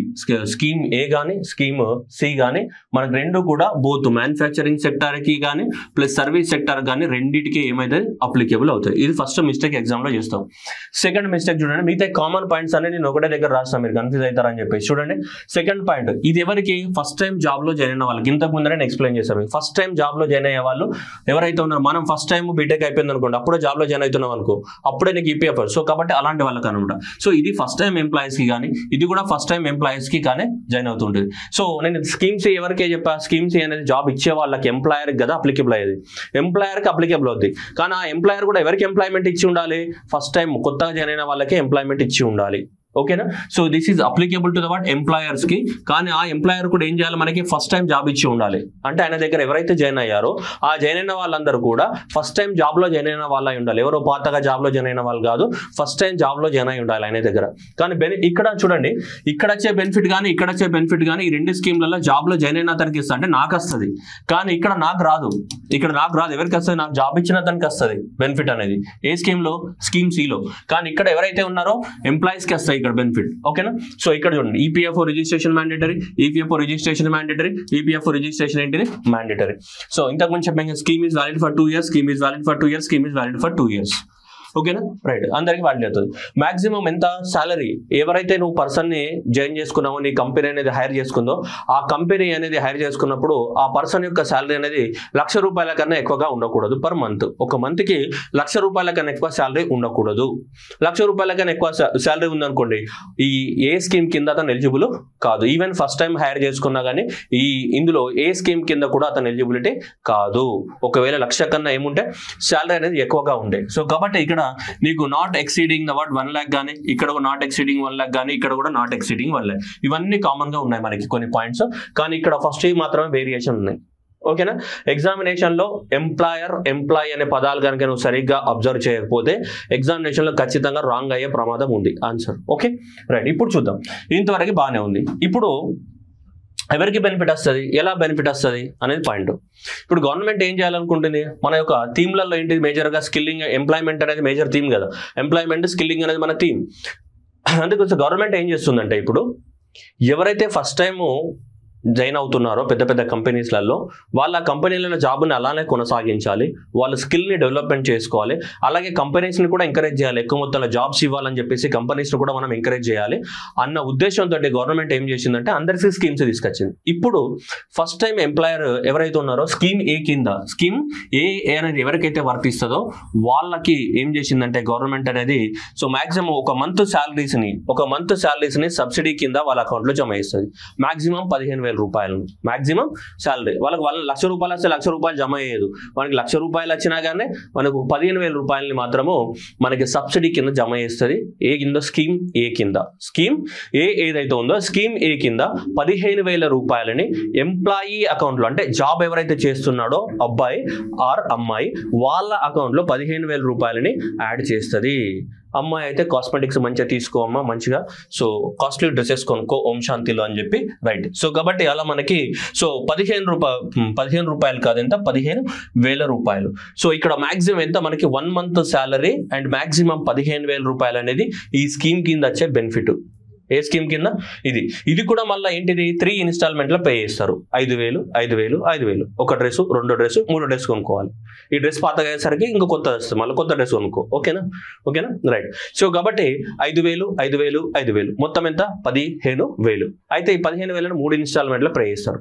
అయితే ఫస్ట్ ఇన్స్టాల్మెంట్ పే చేసిన తర్వాత సెకండ్ ఇన్స్టాల్మెంట్ని కనుక నువ్వు క్లెయిమ్ చేసుకోవాలంటే నీకు ఒక ఆన్లైన్ కోర్స్ ఉంటుంది. ఏంటిది ఫినాన్షియల్ లిటరసీ అనే ఒక ఆన్లైన్ కోర్స్ ఉంటుంది. అంటే మనీని ఎలా మేనేజ్ చేయాలని ఒక ఆన్లైన్ కోర్స్ ఉంటుంది. ఆ ఆన్లైన్ కోర్సుని నువ్వు చేయాల్సి ఉంటుంది. ఒక 1 week 5 days ఉంటుంది ఆన్లైన్ కోర్సు. అది అటెండ్ అవ్వాలి. దాంట్లో కొన్ని క్వశ్చన్స్ ఇస్తారు, 10 questions, ఆ ఎగ్జామ్ రాయాలి అంతే సింపుల్గా. అండ్ మనకి ట్రాఫిక్ రూల్స్ టెస్ట్ ఉంటాయి కదా, అట్లనే ఇది అనమాట. సో సెకండ్ ఇన్స్టాల్మెంట్ క్లెయిమ్ చేసే ముందు ఫినాన్షియల్ లిటరసీ అనే ఒక ఎగ్జామ్ని ఆన్లైన్లో రాయాల్సి ఉంటుంది. ఎవరు స్కీమ్ ఏ వాళ్ళు. ఎంత వస్తుంది 15,000 రూపాయలు అనేది వాళ్ళకి సబ్సిడీ ఇస్తుంది గవర్నమెంట్, వాళ్ళ అకౌంట్లోకి వేస్తుంది. మాక్సిమం 15,000 రూపాయలే, వాళ్ళకి ఎంత శాలరీ ఉండని 15,000 రూపాయలు వేస్తుంది. ఓకే క్లారిటీ ఉంది కదా. ఇక 1,00,000 రూపాయల కన్నా ఎక్కువ సాలరీ ఉంటే ఈ స్కీమ్కే నాట్ ఎలిజిబుల్ వాళ్ళు. ఓకే సో కాబట్టి ఇక్కడ పేడ్ ఇన్ దవట్ 3 ఇన్స్టాల్మెంట్, ఇదంతా కూడా 3 ఇన్స్టాల్మెంట్లలో పే చేస్తాము. And second instalment for the what financial courses mandatory. Second ఇన్స్టాల్మెంట్కి క్లెయిమ్ చేసుకోవాలంటే నువ్వు ఏంటిది మనకి ఫినాన్షియల్ లిటరసీ అనేది మ్యాండేటరీ అన్నమాట. ఓకేనా. సో ఇవన్నీ కూడా సో కంపల్సరీ మనకి. సో దీనివల్ల ఎంతమందికి మన టార్గెట్ అనేది 1 కోటి మందిని టార్గెట్ చేస్తాం ప్రతి 1 year అని చెప్తున్నారు. కానీ ఈ బడ్జెట్లో మాత్రం ఎంత 210 లక్షల 200 lakh పీపుల్ని మనకి ఈ బెనిఫిట్ అవుతుంది స్కీమ్ కింద అని చెప్తున్నారు. ఓకేనా ఇది ఓకే. నెక్స్ట్ సెకండ్ వద్దాం.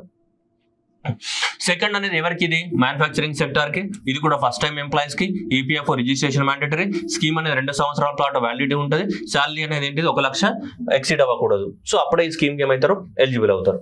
అయితే ఈ స్కీమ్ కి ఎలిజిబుల్ అవ్వాలి అంటే కొన్ని కండిషన్స్ పెట్టినారు. ఏం కండిషన్స్ పెట్టినారు అని అంటే చూద్దాం.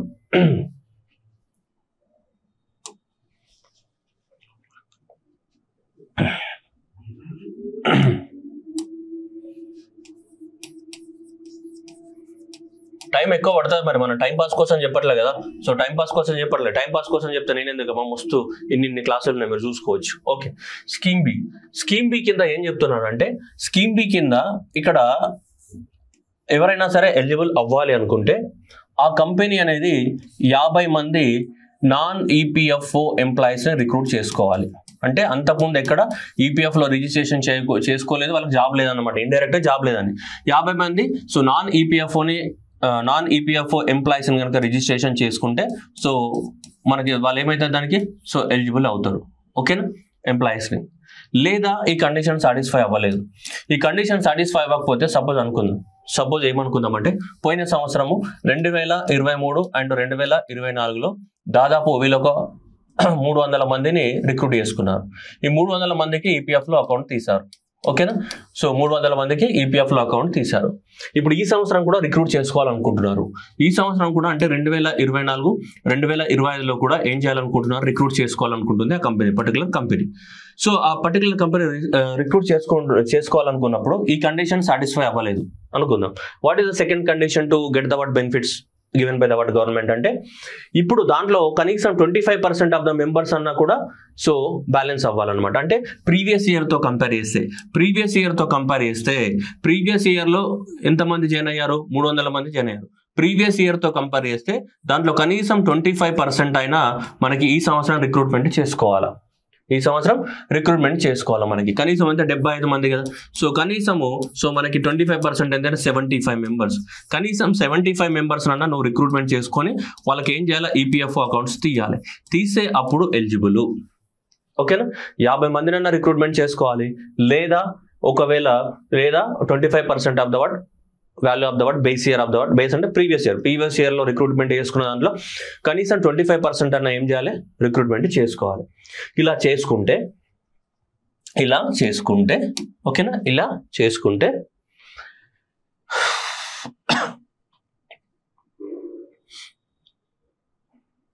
గవర్నమెంట్ ఇచ్చే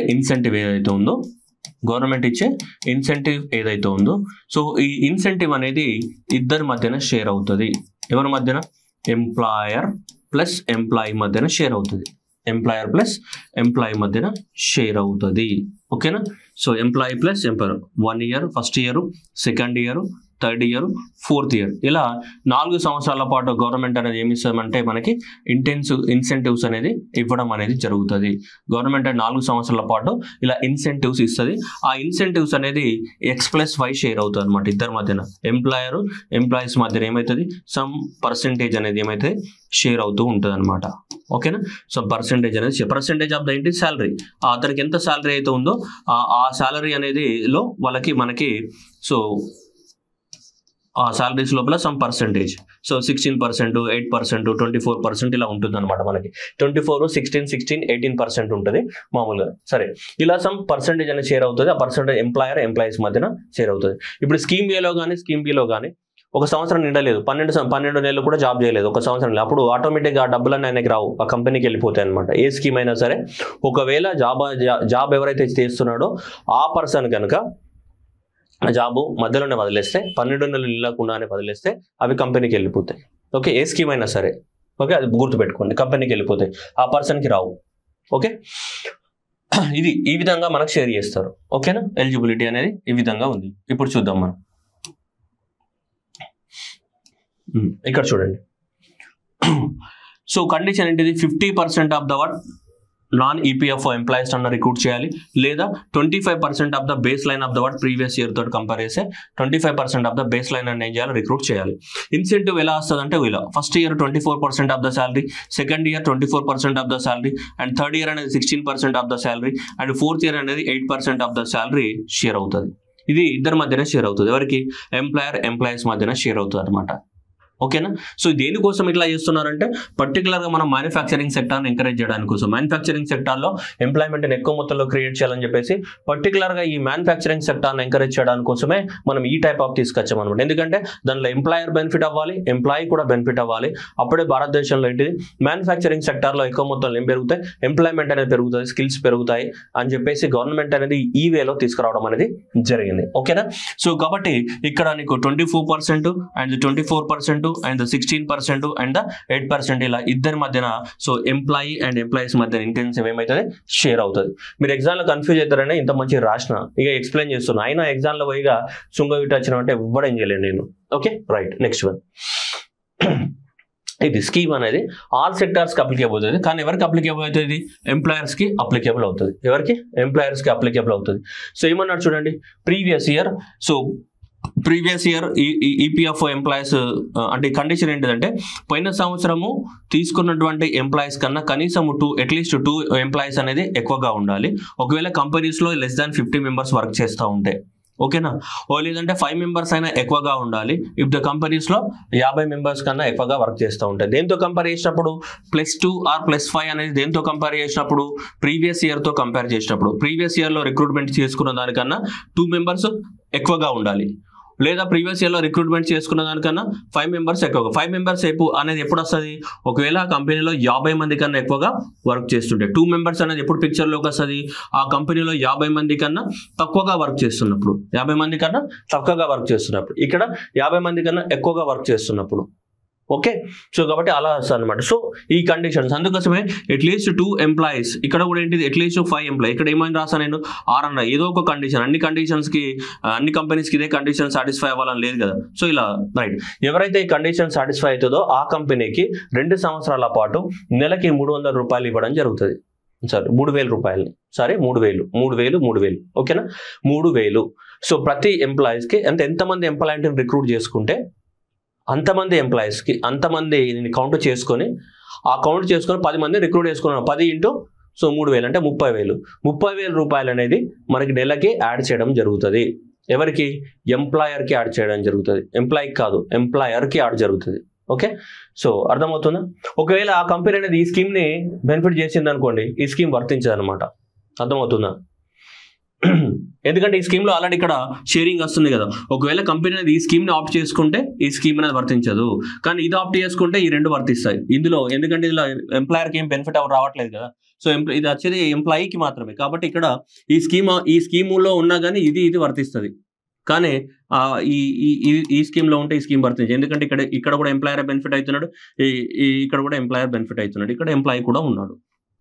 ఓకే, సో కాబట్టి 2 years పాటు, ఎన్ని సంవత్సరాల పాటు? 2 years పాటు government will reimburse the EPO employer contribution. So ఎంత? 3,000 రూపీస్. ఎంత? సో 3,000 రూపీస్ పర్ ఏంటిది మంత్ మనకి ఎంప్లాయర్కి ఇవ్వడం జరుగుతుంది. ఓకేనా? సో 3,000. క్లియర్ కదా? రైట్. ఈ 3 స్కీమ్స్ అనేది మనకి ప్రపోజ్ చేయడం అనేది జరిగింది. ఓకే, చాలా లాంగ్ టైం తీసుకుంది వీటిని ఎక్స్ప్లెయిన్ చేయడానికి. సో కాబట్టి మీరు దయచేసి మీ పెద్ద మనసుతోటి, మీ బ్రాడ్ హార్ట్ తోటి మన్నించగలరు. ఓకేనా? స్కీమ్ ఏ ఫస్ట్ టైమర్స్ కోసం, scheme B so bulk hiring of the first timers in the manufacturing, scheme B job creation కోసం. జాబ్ క్రియేషన్ కోసం అంటే ఎవరికి? ఎంప్లాయర్కి ఇస్తున్నాం. వ్యాలిడిటీ ఎంత? 2 years 2 years జాయిన్ అవ్వచ్చు. ఈ కోర్సు యొక్క ఇది 2 years ఎప్పుడైనా జాయిన్ అవ్వచ్చు. మనకి దానికి ఇన్సెంటివ్స్ అనేది సో 3 years అమల్లో ఉంటుంది, ఇది 6 years, ఇది కూడా 6 years అమల్లో ఉంటుంది స్కీమ్. బెనిఫిషియరీస్ ఇంతమంది, ఈ సంవత్సరం 30 లక్షలు, ఇక్కడ 50 లక్షల మంది, 210 లక్షల మంది. దీనికోసం 23,000 కోట్లు, దీనికి 52,000 కోట్లు, దీనికి 32,000 కోట్లని గవర్నమెంట్ అనేది అనౌన్స్మెంట్ చేయడం అనేది జరిగింది. క్యాపిటల్ అవుట్లే అనమాట టోటల్. ఈ ఒక సంవత్సరానికి కాదు, మొత్తం స్కీమ్ యొక్క డ్యూరేషన్ కలిపి. ఓకేనా? మొత్తం ఈ 6 సంవత్సరాలకి, ఇక్కడ 6 సంవత్సరాలకి, ఇక్కడ 3 సంవత్సరాలకి, మొత్తం కలిపి ఎంటైర్ డ్యూరేషన్ కలిపి. ఓకే, ఈ ఒక్క సంవత్సరానికి ఇంత ఖర్చు పెడతారా? అబ్బో, ఇంత ఖర్చు పెడితే ఒక్క సంవత్సరానికి ఉంటాం మనోళ్ళు లాగారు. ఇవే స్కీమ్స్ అనేటివి ఒరిజినల్ గా మీకు ఆల్రెడీ చెప్పేస్తాను నేను, ఈ స్కీమ్సే. ఓకే,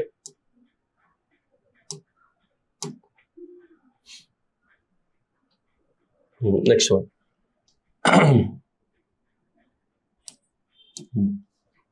నెక్స్ట్ ఏమన్నారు? ఉమెన్ అన్నారు, ఆ తర్వాత ఎడ్యుకేషన్ లోన్ అన్నారు, స్కిల్ లోన్ అన్నారు, స్కిల్లింగ్ అన్నాడు. అంతే కదా? సో చూడండి, మనకి ఇక్కడ స్కిల్లింగ్ ప్రోగ్రామ్ అనేది ఒకటి పెట్టడం జరిగింది. ఈ స్కిల్లింగ్ ప్రోగ్రామ్ అనేది మనకి నెక్స్ట్ దాంట్లో ఉంది. ఈ స్కిల్లింగ్ దాదాపు 20 లక్షల మంది యూత్కి మనకి రాబోయే 5 సంవత్సరాలలో ఏమి ఇస్తారంట? ట్రైనింగ్ ఇస్తారంట, స్కిల్ ట్రైనింగ్ ఇస్తారంట. ఎంతమందికి? 20 lakhs ఆఫ్ ద యూత్కి రాబోయే 5 సంవత్సరాలలో మనకి స్కిల్ ట్రైనింగ్ ఇస్తామని చెప్తున్నారు. అలాగే so 1000 industrial training institutes, ITIs ఏవైతే ఉన్నాయో వాటిని అప్గ్రేడ్ చేస్తామని చెప్తున్నారు. మన కోర్సులు కూడా అప్గ్రేడ్ చేస్తామని చెప్తున్నారు. ఆర్టిఫిషియల్ ఇంటెలిజెన్స్ కానీ అవన్నీ కూడా ఆల్రెడీ తెలంగాణ గవర్నమెంట్ ఆల్రెడీ చేపట్టింది. వాటిని అడ్వాన్స్డ్ ట్రైనింగ్ సెంటర్స్ అని అప్గ్రేడేషన్ చేపట్టింది. అట్లాగే గవర్నమెంట్ ఆఫ్ ఇండియా అనేది 20 లక్షల మంది యూత్ కి ట్రైనింగ్ ఇస్తుందంట. అలాగే 100 ఇండస్ట్రియల్ ఇన్స్టిట్యూట్ ని డెవలప్మెంట్ చేస్తుందంట. అండ్ ఈ కోర్సుని అప్గ్రేడ్ చేస్తుందని చెప్తుంది. ఇది దేనికి సంబంధించింది? స్కిల్లింగ్ కి సంబంధించినటువంటి ప్రోగ్రామ్. అంతే కదా? సెకండ్ ప్రియారిటీ ఏరియా ఇది దేనికి సంబంధించింది? స్కిల్ కి సంబంధించినటువంటి ప్రోగ్రామ్. ఓకే, నెక్స్ట్ ఉమెన్ గురించి కూడా మాట్లాడినారు కదా. ఓకే, సో ఉమెన్ గురించి మాట్లాడినా सो भारत नारी के बारे में भी बात करा है. सो इसके बारे में क्या बताया देखो इधर.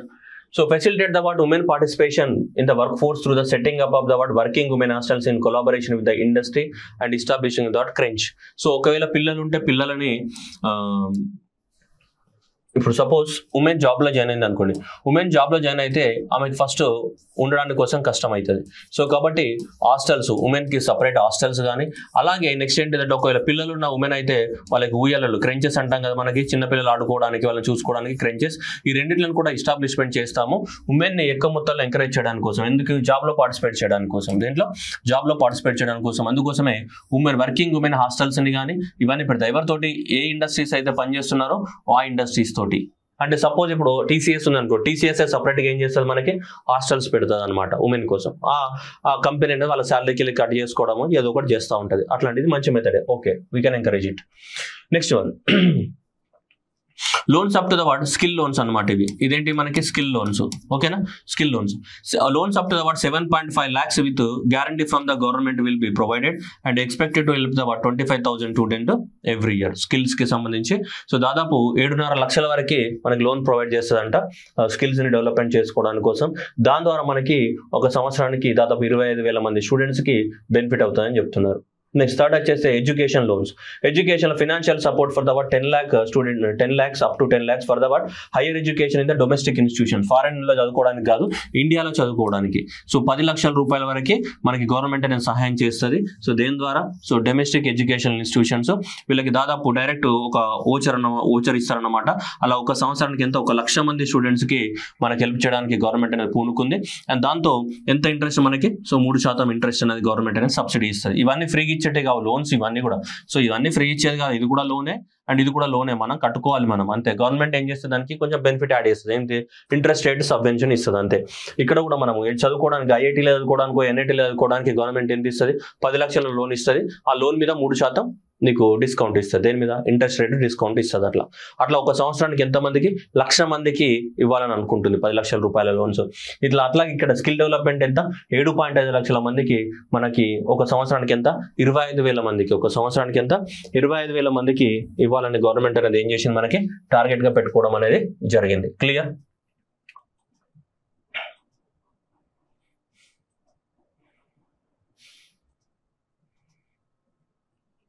ఓకే, సో ఇది మనకున్నటువంటి ఇది ప్రియారిటీ నెంబర్ 2.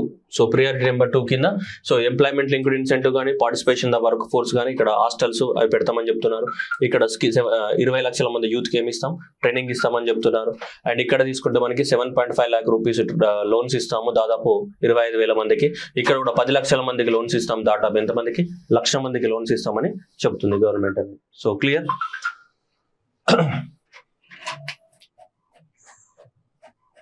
వస్తుంది.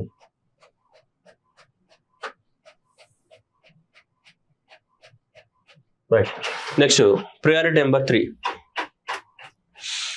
Priority number 3, so that is a inclusive human resource development and the social justice. Inclusive human resource development and the social justice అనేది ఉంది మనకి. ఒకటి సాచురేషన్ అప్రోచ్, నెక్స్ట్ వచ్చేసి పూర్వోదయ. ఓకే, సాచురేషన్ అప్రోచ్ అనేది ఒకటి ఉంది, నెక్స్ట్ వచ్చేసి పూర్వోదయ, అండ్ నెక్స్ట్ ఏంటిది సో వికాస్ బి అండ్ విరసిత్ బి, నెక్స్ట్ వచ్చేసి Pradhanmantri Awas Yojana, next women led development, and next వచ్చేసి ప్రధానమంత్రి జనజాతీయ ఉన్నత గ్రామ్ అభియాన్, అండ్ నెక్స్ట్ వచ్చేసి ఆంధ్రప్రదేశ్ రీఆర్గనైజేషన్ యాక్ట్ లో ఆంధ్రప్రదేశ్ కి బెనిఫిట్ ఇచ్చారు. And next bank branches in the north eastern region లోపల బ్యాంక్ బ్రాంచెస్ పెడతాము. ఇవన్నీ కూడా ఇన్క్లూసివ్ డెవలప్మెంట్ కోసం, inclusive human resource development and social justice అని సో ఇవన్నీ తీసుకొచ్చిన దీంట్లో పూర్వోదయ, వికాస్ బి, విరసిత్ బి, ప్రధానమంత్రి Awas Yojana, women led development, ప్రధానమంత్రి జనజాతీయ ఉన్నత గ్రామ్ అభియాన్, అండ్ ఆంధ్రప్రదేశ్కి 15,000 కోట్లు, అండ్ ఇవన్నీ సో దీని కింద ఉన్నాయి. Pillar number 3 or priority number 3 కింద పెట్టడం జరిగింది. Okay, first one. సో ఈ సాచురేషన్ అప్రోచ్ ఉంది కదా, దీని కింద ఏం లేదు, ఇది సొల్లు, అది ఊరికే పెట్టినారు ఏదో అది చేయాలని చెప్పి ఏం లేదు. Okay, next one. సో వికసిత్ బి అండ్ విరసిత్ బి, వికసిత్ బి అండ్ ద విరాసిత్ బి అని చెప్తున్నారు. అంటే మనకి ఏంటి, మన యొక్క ట్రెడిషన్ ఏదైతే ఉందో ఆ ట్రెడిషన్ అంతా కూడా ఏం చేయాలి, మనం డెవలప్మెంట్ చేయాలని చెప్తున్నారు. దీనికోసం మనకి సో ఈస్టర్న్ పార్ట్స్ ని కవర్ చేయాలని చెప్పేసి పూర్వోదయ, పూర్వ అంటే ఏంటిది ఈస్టర్న్ కదా, so eastern part of the ఇండియాని కవర్ చేయాలనుకుంటుంది. Eastern part of the India అంటే ఇక్కడ ఉన్నటువంటి బీహార్ కానీ, వెస్ట్ బెంగాల్ కానీ, జార్ఖండ్ కానీ, ఆంధ్రప్రదేశ్ కానీ, ఇక్కడ ఈ ప్రాంతం. సో ఈ రాష్ట్రాలను కవర్ చేస్తూ మనకి eastern part of the India covering the word, వాళ్ళ కోసం ఈ స్కీమ్ లాంచ్ చేశారు పూర్వోదయ. బీహార్ కానీ, జార్ఖండ్ కానీ, వెస్ట్ బెంగాల్, ఒడిస్సా, ఆంధ్రప్రదేశ్. సో ఇది అడుగుతారు మనకి ఏ రాష్ట్రాలు కవర్ చేస్తున్నాయంటే పూర్వోదయలో ఈ eastern part of the India. So వాళ్ళకి మనకి ఈస్టర్న్ పార్ట్ ఆఫ్ ద ఇండియాని కవర్ చేస్తూ అక్కడ ఏం చేయాలంటే ఎకనామిక్ ఆపర్చునిటీస్ క్రియేట్ చేయాలని చెప్తున్నారు. ఎకనామిక్ ఆపర్చునిటీస్ క్రియేట్ చేయడానికి కోసము మనకి ఇన్ఫ్రాస్ట్రక్చర్ ని ప్లస్ ఇక్కడ ఈ ప్రాంతంలో మనకి ఎక్కువ మొత్తంలో ఏంటిది ఇన్ఫ్రాస్ట్రక్చర్ ని ప్లస్ హ్యూమన్ రిసోర్స్ డెవలప్మెంట్ చేయాలని చెప్పేసి గవర్నమెంట్ అనుకుంటుంది. ఈ స్కీమ్ కింద, ఏ స్కీమ్ కింద, పూర్వోదయ. సో పూర్వోదయ కింద so infrastructure plus human resource development చేయాలనుకుంటుంది ఈ ప్రాంతాలలో, ఈ 5 రాష్ట్రాలలో ఈస్టర్న్ పార్ట్ ఆఫ్ ద ఇండియాలో మనకి బీహార్, జార్ఖండ్, బెంగాల్, ఒడిషా అండ్ ఆంధ్రప్రదేశ్. అట్లాగే అమృత్సర్ నుంచి కోల్కతా వరకు మనకి ఇండస్ట్రియల్ కారిడార్ ని మనకి డెవలప్మెంట్ చేయాలనుకుంటుంది. నువ్వు మధ్యలో ఒక చిన్న నోట్ పెట్టాలనుకుంటుంది. ఇక్కడ గయా అంటే ఇక్కడ మళ్ళీ బీహార్ లో మనకి ఎక్కడ నుంచి అయితే అమృత్సర్ నుంచి మొదలు పెట్టేస్తే మనకి ఇక్కడ కోల్కతా వరకు. సో కోల్కతా వరకు ఇక్కడ నుంచి అమృత్సర్ నుంచి కోల్కతా వరకు సో మనకి ఇండస్ట్రియల్ కారిడార్ ని అవి అన్ని కూడా అట్లా పోతాయి అనమాట. ఉత్తరప్రదేశ్, బీహార్, జార్ఖండ్ అట్లా పోతూ మధ్యలో బీహార్ దగ్గర ఏంటిది ఒక పెద్ద సెంటర్ ని పెట్టాలనుకుంటుంది. So that is Amritsar Kolkata industrial corridor ని డెవలప్మెంట్ చేయాలనుకుంటుంది. ఓకేనా, ఎగ్జామినేషన్ అడుగుతాడు ఏ ఇండస్ట్రియల్ కారిడార్ ని ప్రపోజ్ చేశారంటే ఏది అమృత్సర్ కోల్కతా ఇండస్ట్రియల్ కారిడార్ ని ప్రపోజ్ చేయడం జరిగింది. ఓకే, అది ఎప్పటి నుంచో ఉంది, కొత్తగా ఏం కాదు, తను ఎప్పుడు దాన్ని పట్టాలెక్కించలే.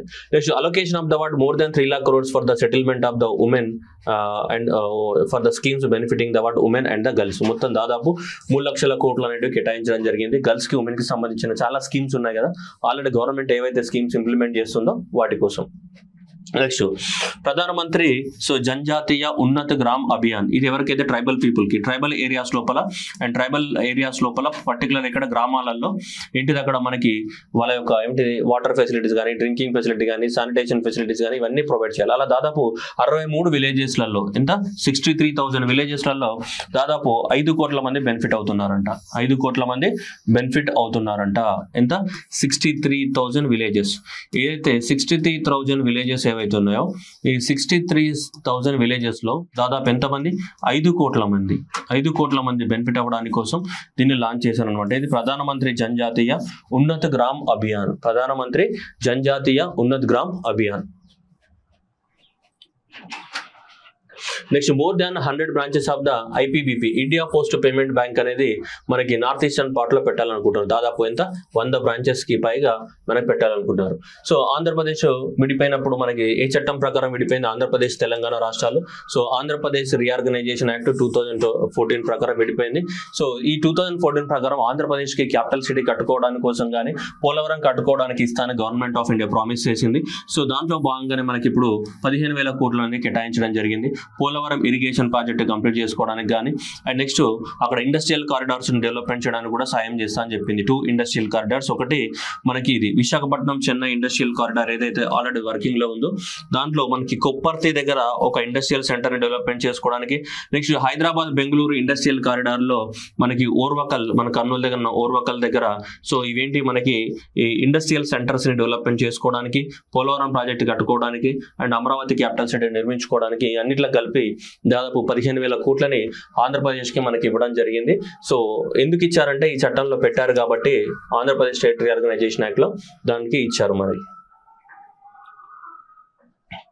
Okay, next priority number 4. So priority number 4 కింద నెక్స్ట్ తీసుకుంటే manufacturing and the service sector. So manufacturing and the service sector ఏదైతే ఉందో ఇది, సో ఇది ఎక్కువ మొత్తంలో దీంట్లో చిన్న చిన్న మైక్రో స్మాల్ మీడియం ఎంటర్ప్రైజెస్ ఏవైతే ఉన్నాయో వాటిని ఎక్కువ మొత్తంలో ఫోకస్ చేయడం జరిగింది. ఇది ప్రియారిటీ ఏరియా ఏదైతే ఉందో ప్రియారిటీ ఏరియా 4లో మ్యానుఫ్యాక్చరింగ్ సెక్టర్ని ఎక్కువ మొత్తంలో ఏం చేశారో ఫోకస్ చేయడం అనేది జరిగింది. ఓకే చూద్దాం. ఫస్ట్ తీసుకుంటే ఇక్కడ credit guarantee scheme for the what micro small medium enterprises అన్నాడు. And new assessment of the what MSMEs అన్నాడు. అండ్ మ్యాండేటరీ టీఆర్డీస్ అన్నాడు. అండ్ ముద్రా లోన్స్ యొక్క లిమిట్ ని పెంచడం జరిగింది. And credit support the what MSMEs during the what stress period అన్నాడు. And MSME units కి సంబంధించిన food irradiation and food safety labs ని ఎస్టాబ్లిష్మెంట్ చేస్తామని ఇవి మేజర్ గా చెప్పడం జరిగింది. దీంట్లో మేజర్ గా అది ఒక్కొక్క దాని గురించి మనం మాట్లాడుకుందాం. మీరేం టెన్షన్ పడకండి, ప్రతి దాని గురించి చాలా డీటెయిల్ గా మాట్లాడుకుందాం. క్రెడిట్ గ్యారంటీ స్కీమ్ కానీ, అసెస్మెంట్ కానీ ఇవన్నీ ఉన్నాయి కదా, ఒక్కొక్క దాని గురించి మాట్లాడు. వాటితో పాటు ఇగో 12 ఇండస్ట్రియల్ పార్క్స్ పెడతామని చెప్పేసి, రెంటల్ హౌసింగ్స్ పెడతామని, క్రిటికల్ మినరల్స్ మిషన్ అని చెప్పేసి ట్రిబ్యునల్స్ పెడతాము. సో ఇంటర్న్షిప్ ఆపర్చునిటీస్ కల్పిస్తాము. ఇవన్నీ కూడా సో మనకు చెప్పడం అనేది జరిగింది. సో వీటి గురించి మనం మాట్లాడదాం. టోటల్ గా ఒక్కొక్క దాని గురించి కూడా డీటెయిల్ గా మాట్లాడాల్సి వస్తుంది మనం. ఓకే, వీటికి సంబంధించి ఫస్ట్ ఏంటిది new assessment of the what MSME credit. New assessment of the MSME credit. So ఏమన్నాడు? New assessment model for the what MSME credit. అంటే ఎంఎస్ఎంఈస్ క్రెడిట్ అంటే ఏంటి? లోన్సే కదా. మరి ఎంఎస్ఎంఈ చిన్న చిన్న మైక్రో స్మాల్ మీడియం ఎంటర్ప్రైజెస్ ఏవైతే ఉన్నాయో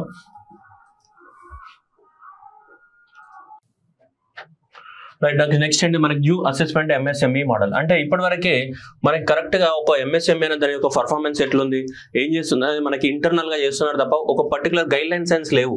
ఒక ఎంఎస్ఎంఈ యొక్క ఒక మైక్రో స్మాల్ మీడియం ఎంటర్ప్రైజెస్ యొక్క పర్ఫార్మెన్స్ ఎలా ఉంది, అంటే గైడ్ లైన్స్ ఏంటి, దానికి ఉన్న లోన్ ఎంత, అది ఎంత అప్పులు ఉంది, దాని యొక్క పర్ఫార్మెన్స్ ఎంత, లాస్ట్ ఇయర్ ఎంత ఎక్స్పోర్ట్ చేసింది, వాళ్ళకి ఎంత రెవెన్యూ ఉంది, ఎంతమంది ఎంప్లాయీ ఉన్నారు, ఎంత వర్కింగ్ క్యాపిటల్, ఇట్లాంటివన్నిట్ల బేసిస్ పైన మనం ఒక ఎంఎస్ఎంఈ యొక్క ఏంటిది మనకు అసెస్మెంట్ చేయాలి. కానీ అలాంటి మెకానిజం అనేది ఏం లేదు.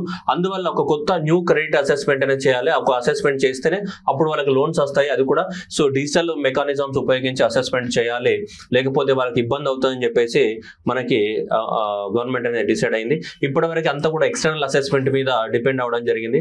అలా కాకుండా ఇప్పుడు పర్టికులర్ గా ఎంఎస్ఎంఈకి వీళ్ళకి చెప్పింది, ఎవరికి పబ్లిక్ సెక్టర్ బ్యాంక్స్ కి చెప్పింది అనమాట. Public sector banks will build in there in house capability to assess the what MSMEs credit instead of relying on the what external. ఎవరో చెప్పి చెప్పిన దాన్ని నమ్మకుండా సో ఈ public sector banks, government banks ఏవైతే ఉన్నాయో ఆ గవర్నమెంట్ బ్యాంక్స్ అన్ని కలిసి ఒక మెకానిజం ని డెవలప్మెంట్ చేయాలి. వీటికి ఈ మైక్రో స్మాల్ మీడియం ఎంటర్ప్రైజెస్ ఏవైతే ఉన్నాయో ఈ మైక్రో స్మాల్ మీడియం ఎంటర్ప్రైజెస్ ని అసెస్మెంట్ చేయడానికి కోసం, అంటే వాడి యొక్క పర్ఫార్మెన్స్ ని బట్టి వాళ్ళకి మళ్ళీ మనం ఏమి ఇవ్వచ్చు, ఈజీగా లోన్స్ అనేది క్రెడిట్ అనేది ఇవ్వచ్చు. దానికోసం పబ్లిక్ సెక్టర్ బ్యాంక్సే ఒక ఇంటర్నల్ మెకానిజం ని మనకి ఏం చేయాలి, డెవలప్మెంట్ చేయాలని చెప్తున్నాయి. నెక్స్ట్ గవర్నమెంట్ అనేది 2 రకాల ఫండ్స్ ని మనకి ఎస్టాబ్లిష్మెంట్ చేయబోతుంది ఎంఎస్ఎంఈస్ ని సో మనకి ప్రమోట్ చేయడానికి కోసం. సో దట్ ఈస్ చూడండి, credit guarantee scheme for MSMEs with in the manufacturing sector. Manufacturing sector ఏదైతే ఉందో మ్యానుఫ్యాక్చరింగ్ సెక్టర్ లో ఎక్కువ మొత్తంలో మనకి ఎంఎస్ఎంఈని సపోర్ట్ చేయాలనుకుంటుంది. అందరికి కాదు, ఇది ఓన్లీ ఏ సెక్టర్ కి, ఓన్లీ మ్యానుఫ్యాక్చరింగ్ సెక్టర్ ఏదైతే ఉందో వాళ్ళకి సంబంధించి. క్రెడిట్ అంటే ఏంటిది, లోన్స్ తీసుకున్నప్పుడు ఆ లోన్స్ కి ఎవరు గ్యారంటీ ఇస్తారు, గవర్నమెంటే గ్యారంటీ ఇవ్వడం జరుగుతుంది అనమాట. లోన్స్ కి ఏం చేయాలి, గ్యారంటీ ఇవ్వాలి. అలా లోన్స్ కి గ్యారంటీ ఇచ్చినప్పుడు ఇవి డెవలప్ అవుతాయి. ఏవి ఎంఎస్ఎంఈస్ అనేవి డెవలప్ అవుతాయి. లేకుండా చిన్న చిన్న ఎంఎస్ఎంఈస్ ఎక్కడ డెవలప్ అయితే వాళ్ళ దగ్గర అంత డబ్బులు ఉండవు. అందువల్ల గవర్నమెంట్ ఏమన్నా అయితే మేము చూసుకుంటామన్న భరోసా ఇవ్వాలి గవర్నమెంట్ అనేది. సో పెద్ద పెద్ద కార్పొరేట్ కంపెనీస్ కి ఇచ్చే బదులు పెద్ద పెద్ద బెనిఫిట్స్ అనేటివి ఇలాంటి కంపెనీస్ కి ఇవ్వాలి. ఎక్కువ మందికి ఎంప్లాయ్మెంట్ దొరుకుతాయి, ఎక్కువ మందికి ఏమైతే మనకి బెనిఫిట్ అనేది జరుగుతూ ఉంటుంది. సో కాబట్టి ఇలాంటి కంపెనీస్ కి మనము ఇవ్వాల్సి ఉంటుంది. సో కాబట్టి అది ఇవ్వాలన్నమాట. సో ఇక్కడ ఒకటి క్రెడిట్ గ్యారంటీ ఫండ్ అన్నాడు, రెండోది ఏంటిది సెల్ఫ్ ఫినాన్సింగ్ గ్యారంటీ ఫండ్ అనేది రెండో ఎస్టాబ్లిష్మెంట్ చేయడం జరిగింది. సో చూడండి, credit guarantee fund facilitating the term loans. ఎవరికైతే టైమ్ లోన్ అంటే ఏంటి, టర్మ్ లోన్ అంటే పర్టికులర్ టైం పీరియడ్ ఉంటుంది. ఆ టైం పీరియడ్ లోన్స్ ఉంటాయి కదా, 1 year 2 year 3 year మనకు ఉంటాయి కదా time period. So maybe 2 years 3 years 10 years 15 years అలా. So facilitating the term loans to the micro small medium enterprises for, చూడండి దేనికోసం అంటున్నాను ఇక్కడ, purchase of the machinery and the equipment without collateral and the third party guarantee. మనం ఎలాంటి security పెట్టకుండా, మన ఆస్తుల్ని కానీ తాకట్టు పెట్టకుండా, ఎలాంటి థర్డ్ పార్టీ గ్యారంటీ లేకుండా, ఎలాంటి కొలాటరల్ సెక్యూరిటీ అంటే ఏంటి, మనం ఏదో ఒకటి మనం తాకట్టు పెట్టడం, మోటగేజ్ చేయడం మన హౌస్ను ఏదో ఒకటి, అలాంటివి ఏమీ లేకుండా డైరెక్ట్ గా నువ్వు మిషన్స్ కొనడానికి కోసం కానీ లేదంటే ఎక్విప్మెంట్ కొనడానికి కోసం కానీ నీకు ఏం చేస్తారు, మిషనరీ కానీ ఎక్విప్మెంట్ కొనడానికి కోసం నీకు గవర్నమెంట్ అనేది ఎలాంటి సెక్యూరిటీ లేకుండా లోన్స్ ఇస్తుంది. సో దీనికోసం సపరేట్ గా ఒక క్రెడిట్ గ్యారంటీ స్కీమ్ ని ఇంట్రడ్యూస్ చేయబోతున్నామని చెప్పింది. అంటే మిషన్స్ కానీ ఎక్విప్మెంట్ కొనుక్కోవడానికి మాత్రమే. అది కూడా ఏ సెక్టార్ లో, అన్ని సెక్టార్లలో కాదు. MSMEs which are working under the ఈ సెక్టార్ లో, దేంట్లో మ్యానుఫ్యాక్చరింగ్ సెక్టార్. సో ఏదైతే మ్యానుఫ్యాక్చరింగ్ సెక్టార్ ఉందో వాళ్ళకి సంబంధించి. నెక్స్ట్ ఇక్కడ ఇది వేరేది, సెల్ఫ్ ఫినాన్సింగ్ గ్యారంటీ ఫండ్ అంటున్నాడు. అంటే వాళ్ళ గ్యారంటీ ఇచ్చుకుంటారు. చూడండి, to each applicant guarantee cover up to the 100 crores while the loan amount may be larger. అంటే ప్రతి అప్లికెంట్ కి 100 కోట్ల వరకు సో ఏముంటది అంటే గ్యారంటీ ఉంటుంది అని చెప్తుంది. 100 కోట్ల వరకు గ్యారంటీ ఎవరికి అంటే వీళ్ళు కొలాటరల్ సెక్యూరిటీస్ మనకి సబ్మిట్ చేయాల్సి ఉంటుంది, ఎంతో కొంత యాన్యువల్ ఫీజు కట్టాల్సి ఉంటుంది. So the borrower will have to provide the upfront guarantee fee and annual guarantee fee on the so reducing the loan balance. So వాళ్ళ ఎంతో కొంత కూడా లోన్ తీసుకునే ముందు కొంత అమౌంట్ పే చేయాల్సి ఉంటుంది, దాంతోపాటు సంవత్సరానికి కొంచెం కూడా అడ్వాన్స్ పే చేయాల్సి ఉంటుంది అనమాట. సో ఆ ఫీజెస్ ని కన్సిడరేషన్ లోకి తీసుకొని గవర్నమెంట్ అనేది వాళ్ళ ఎంత లోన్ తీసుకున్న దాని ప్రకారం దానికి కూడా గవర్నమెంట్ అనేది ఏం చేస్తుంది మనకి, సో గ్యారంటీ ఇవ్వడం అనేది జరుగుతుంది అనమాట. ఓకేనా, upfront guarantee fee and next ఏంటిది guarantee fee on the and annual guarantee fee అని 2 రకాల ఫీజు పెడతారంట. ఆ ఫీ పే చేస్తే ఆ ఫీ చేసుకున్న వాళ్ళకి గవర్నమెంట్ అనేది 100 కోట్ల వరకు లోన్ తీసుకున్నా సరే దానికి గవర్నమెంట్ అనేది గ్యారంటీ ఇవ్వడానికి రెడీగా ఉంది. దానికి రూల్స్ పెట్టారనమాట. మరి ఇది ఎలా వర్క్ చేస్తుంది మనకు తెలియదు, బట్ ప్రస్తుతానికి మనకి ఫుల్ పేజ్ గైడ్ లైన్స్ లేవు. కాబట్టి అప్ఫ్రంట్ గ్యారంటీ ఫీని పే చేయాలి అండ్ యాన్యువల్ గ్యారంటీ ఫీని పే చేయాలి, చేస్తే ఈ స్కీమ్ అప్లికేబుల్ అవుతుంది. దీని పేరు సెల్ఫ్ ఫినాన్సింగ్ గ్యారంటీ ఫండ్ అని పెట్టినారు. మరి సెల్ఫ్ ఫినాన్సింగ్ అంటే అది ఎట్లా సెల్ఫ్ ఫినాన్సింగ్ అనేది క్లారిటీ లేదు, మరి ఫుల్ ఫ్లెడ్జ్డ్ గైడ్ లైన్స్ వచ్చినాకనే మనం చూద్దాం. ఓకే, ఈ 2 స్కీమ్స్ అనేది ఎంఎస్ఎంఈకి ప్రపోజ్ చేయడం జరిగింది. మూడోది, మనం బ్యాంకింగ్ సెక్టర్ లో ఏదైనా సరే ఇంట్రెస్ట్ మనం లోన్ తీసుకున్నప్పుడు ఏముంటుంది, ప్రిన్సిపల్ అమౌంట్ ఉంటుంది, ఇంట్రెస్ట్ ఉంటుంది. ప్రిన్సిపల్ అమౌంట్ కానీ ఇంట్రెస్ట్ కానీ మనకి 90 రోజుల పాటు పెండింగ్ లో ఉందనుకోండి.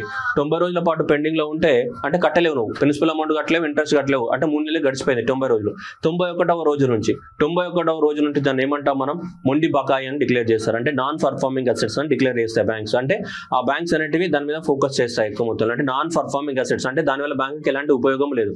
నాన్ అంటే ఏమి ఉపయోగం లేదు, పర్ఫార్మింగ్ అసెట్ కాదు, నాన్ పర్ఫార్మింగ్ అంటే బ్యాంకుకి ఇంట్రెస్ట్ వస్తలేదు, అసలు వస్తలేదు, కాబట్టి నాన్ పర్ఫార్మింగ్ అసెట్ అవుతుంది. ఎప్పటి నుంచి, 91వ రోజు నుంచి.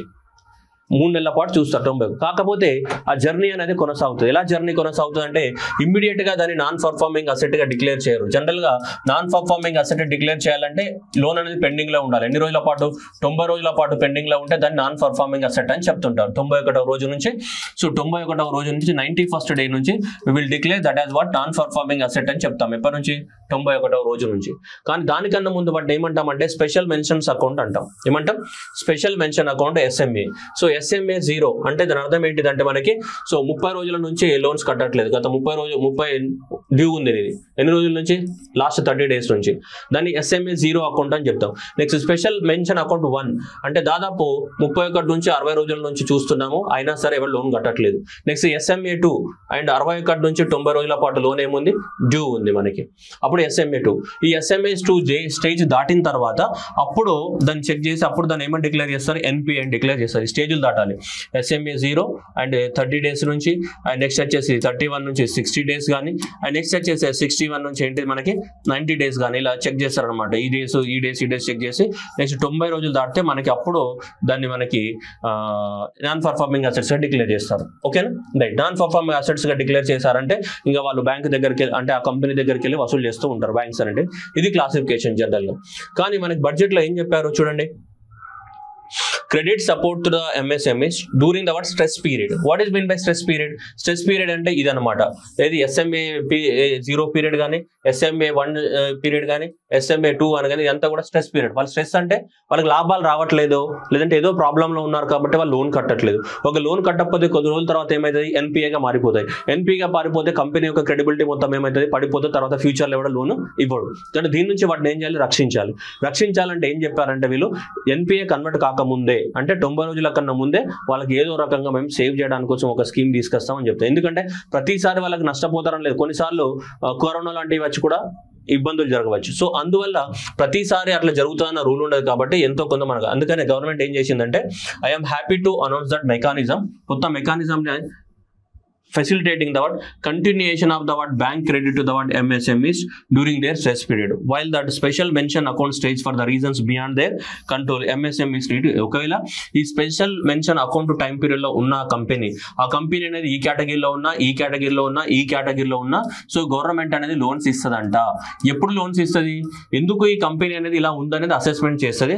అసెస్మెంట్ చేస్తే if the conditions are so చూడండి the stage for the reasons beyond their control, వాళ్ళ చేతుల్లో లేని ఇష్యూస్ వల్ల ఏమైనా జరిగితే అంటే SMA 1లో ఉన్నా, 2లో ఉన్నా, 0లో ఉన్నా కానీ గవర్నమెంట్ అనేది మళ్ళీ ఎక్స్ట్రాగా డబ్బులు ఇచ్చి వాళ్ళని బ్రతికించడానికి ట్రై చేస్తారు. లేకపోతే ఏమవుతుంది? ఇవన్నీ మూతపడతాయి ఏమవుతుంది? ఎంప్లాయ్మెంట్ చాలా మంది వీటిపైన డిపెండ్ అయిన వాళ్ళందరూ కూడా అన్ఎంప్లాయిడ్ అవుతారు. ఇక్కడ చాలా మంది డౌట్ వస్తుంది, సార్ ప్రతిసారి గవర్నమెంట్ ఎందుకు సపోర్ట్ ఇవ్వాలి వాళ్ళకంటే గవర్నమెంట్ అనేది సపోర్ట్ ఇచ్చేది వాళ్ళకి కాదు, వాళ్ళ మీద డిపెండ్ అయిన ఎంప్లాయీస్ కి మనం ప్రొవైడ్ చేయాలి. సో కాబట్టి వాళ్ళ మీద డిపెండ్ అయిన ఎంప్లాయీస్ ఎవరైతే ఉన్నారో వాళ్ళు మనకి ఇంపార్టెంట్. ఓకే, అర్థమవుతుందా? అందువల్ల గవర్నమెంట్ అనేది చేయాల్సి ఉంటుంది మనకి. సో కాబట్టి credit support to the MSMEs during the stress period. ఈ స్ట్రెస్ పీరియడ్ లోపల అంటే ఈలో 30 నుంచి 90 రోజుల గ్యాప్లలో కూడా వాళ్ళు కనుక లోన్ కట్టకుండా ఉంటే వాళ్ళ ప్రాబ్లం ఏందో తెలుసుకొని ఆ టైంలో కూడా మేము సపోర్ట్ ఇస్తామని చెప్తుంది. లాజికల్ గా ఆలోచించి ఇవ్వకూడదు కదా, ఎందుకు లోన్ కట్టలేదు కదా. కానీ వాళ్ళు లోన్ కట్టకపోవడానికి రీజన్ పాపం వాళ్ళ చేతుల్లో లేని రీజన్ అయి ఉండొచ్చు, ఏదో జరిగి ఉండొచ్చు. సో అందువల్ల అరే బాబు నువ్వేం బాధపడకు, నీ కన్నీళ్ళు నేను తుడుస్తా, ఖర్చు కొనుకొచ్చిన ఇప్పుడే పింక్ కలర్ ఖర్చు ఉందని చెప్పి ఇస్తుంది గవర్నమెంట్. ఓకేనా? రైట్. Next Mudra loans.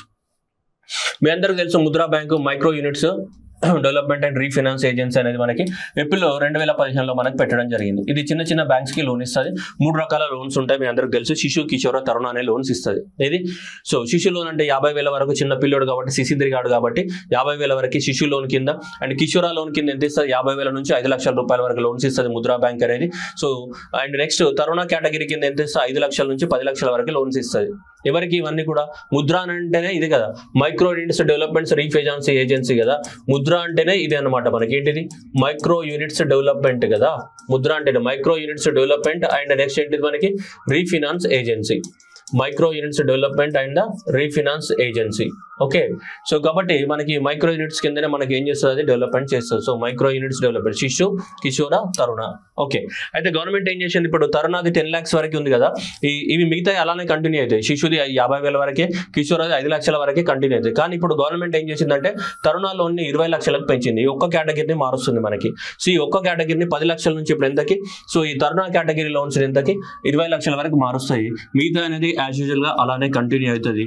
ఇది మాత్రమే మనకి పెరిగాయి, ఎంతకి 20 lakhs వరకు పెంచుతుంది. 10 lakhs నుంచి 20 lakhs వరకు మనకి లోన్స్ పెంచడం జరుగుతుంది. దేంట్లో, ఈ తరుణ కేటగిరీ ఏదైతే ఉందో దానికి సంబంధించి.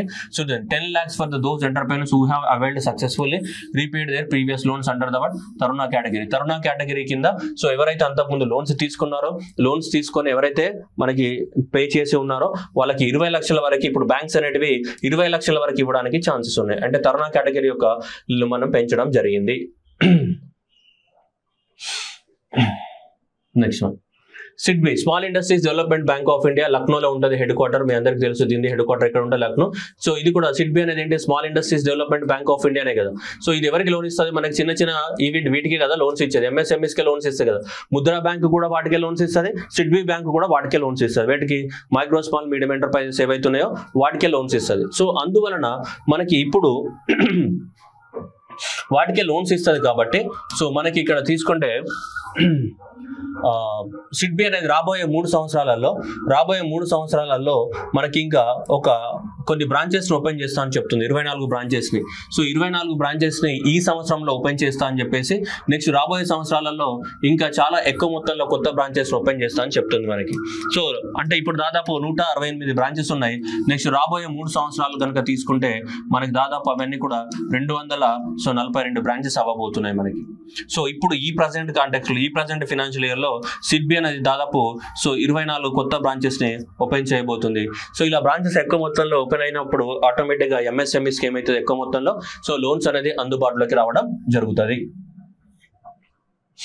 నెక్స్ట్ MSMEs, చిన్న మనకి MSMEs లో అన్ని కూడా మనకి ఫుడ్ తయారు చేసేవి ఉంటాయి, ఫుడ్ ప్రొడక్ట్స్. ఇప్పుడు పాపడ్స్ కానీ, సో మనకి పికిల్స్ కానీ, లేదా చిన్న ఫ్రూట్స్ కానీ, ప్యాకేజింగ్ కానీ ఇట్లాంటివి ఉంటాయి. అందుకోసం వాటి బెనిఫిట్ చేయడానికి కోసం గవర్నమెంట్ ఏం చేసిందంటే MSME units for the food irradiation and the quality safety testing centres పెట్టాలనుకుంటుంది. ఫుడ్ ఇర్రేడియేషన్ అంటే ఏంటిది, ఇలా గామా రేస్ ని పంపించేస్తే మనకి ఫుడ్ ఏమైతే మనకి ఇదంతా కూడా మనకి సేఫ్ గా బ్యాక్టీరియా కానీ వైరస్ కానీ మనం ఉండగానే చనిపోతాయి అనమాట అలా మనకి రేస్ ద్వారా. సో కాబట్టి అలా మనకి financial support for setting up of the 50 multi product food irradiation ఎవరైనా పెట్టచ్చు. వాళ్ళకి భారతదేశంలో ఒక 50 ఫుడ్ ప్రొడక్ట్ ఇర్రేడియేషన్, ఇలా ఫుడ్ ని క్లీన్ చేసే food cleaning by using the radiation ఉపయోగించి ఫుడ్ ని ఏం చేస్తాం, క్లీన్ చేస్తాం, మనం హైజీనిక్ చేస్తాం. సో ఆ ప్రాసెస్ ని ఇర్రేడియేషన్ అంటాము. సో అలా రేస్ ద్వారా సో అలాంటి భారతదేశంలో 50 పెట్టడానికి గవర్నమెంట్ అనేది ఏమిస్తుంది ఛాన్స్. అలాగే ఫుడ్ క్వాలిటీ టెస్టింగ్ ల్యాబ్స్ ని కూడా పెట్టాలని అనుకుంటుంది. 100. సో 100 ఏంటిది, food quality and testing labs. 100 food, so that is quality and the safety testing labs ని పెట్టాలనుకుంటుంది మనకి.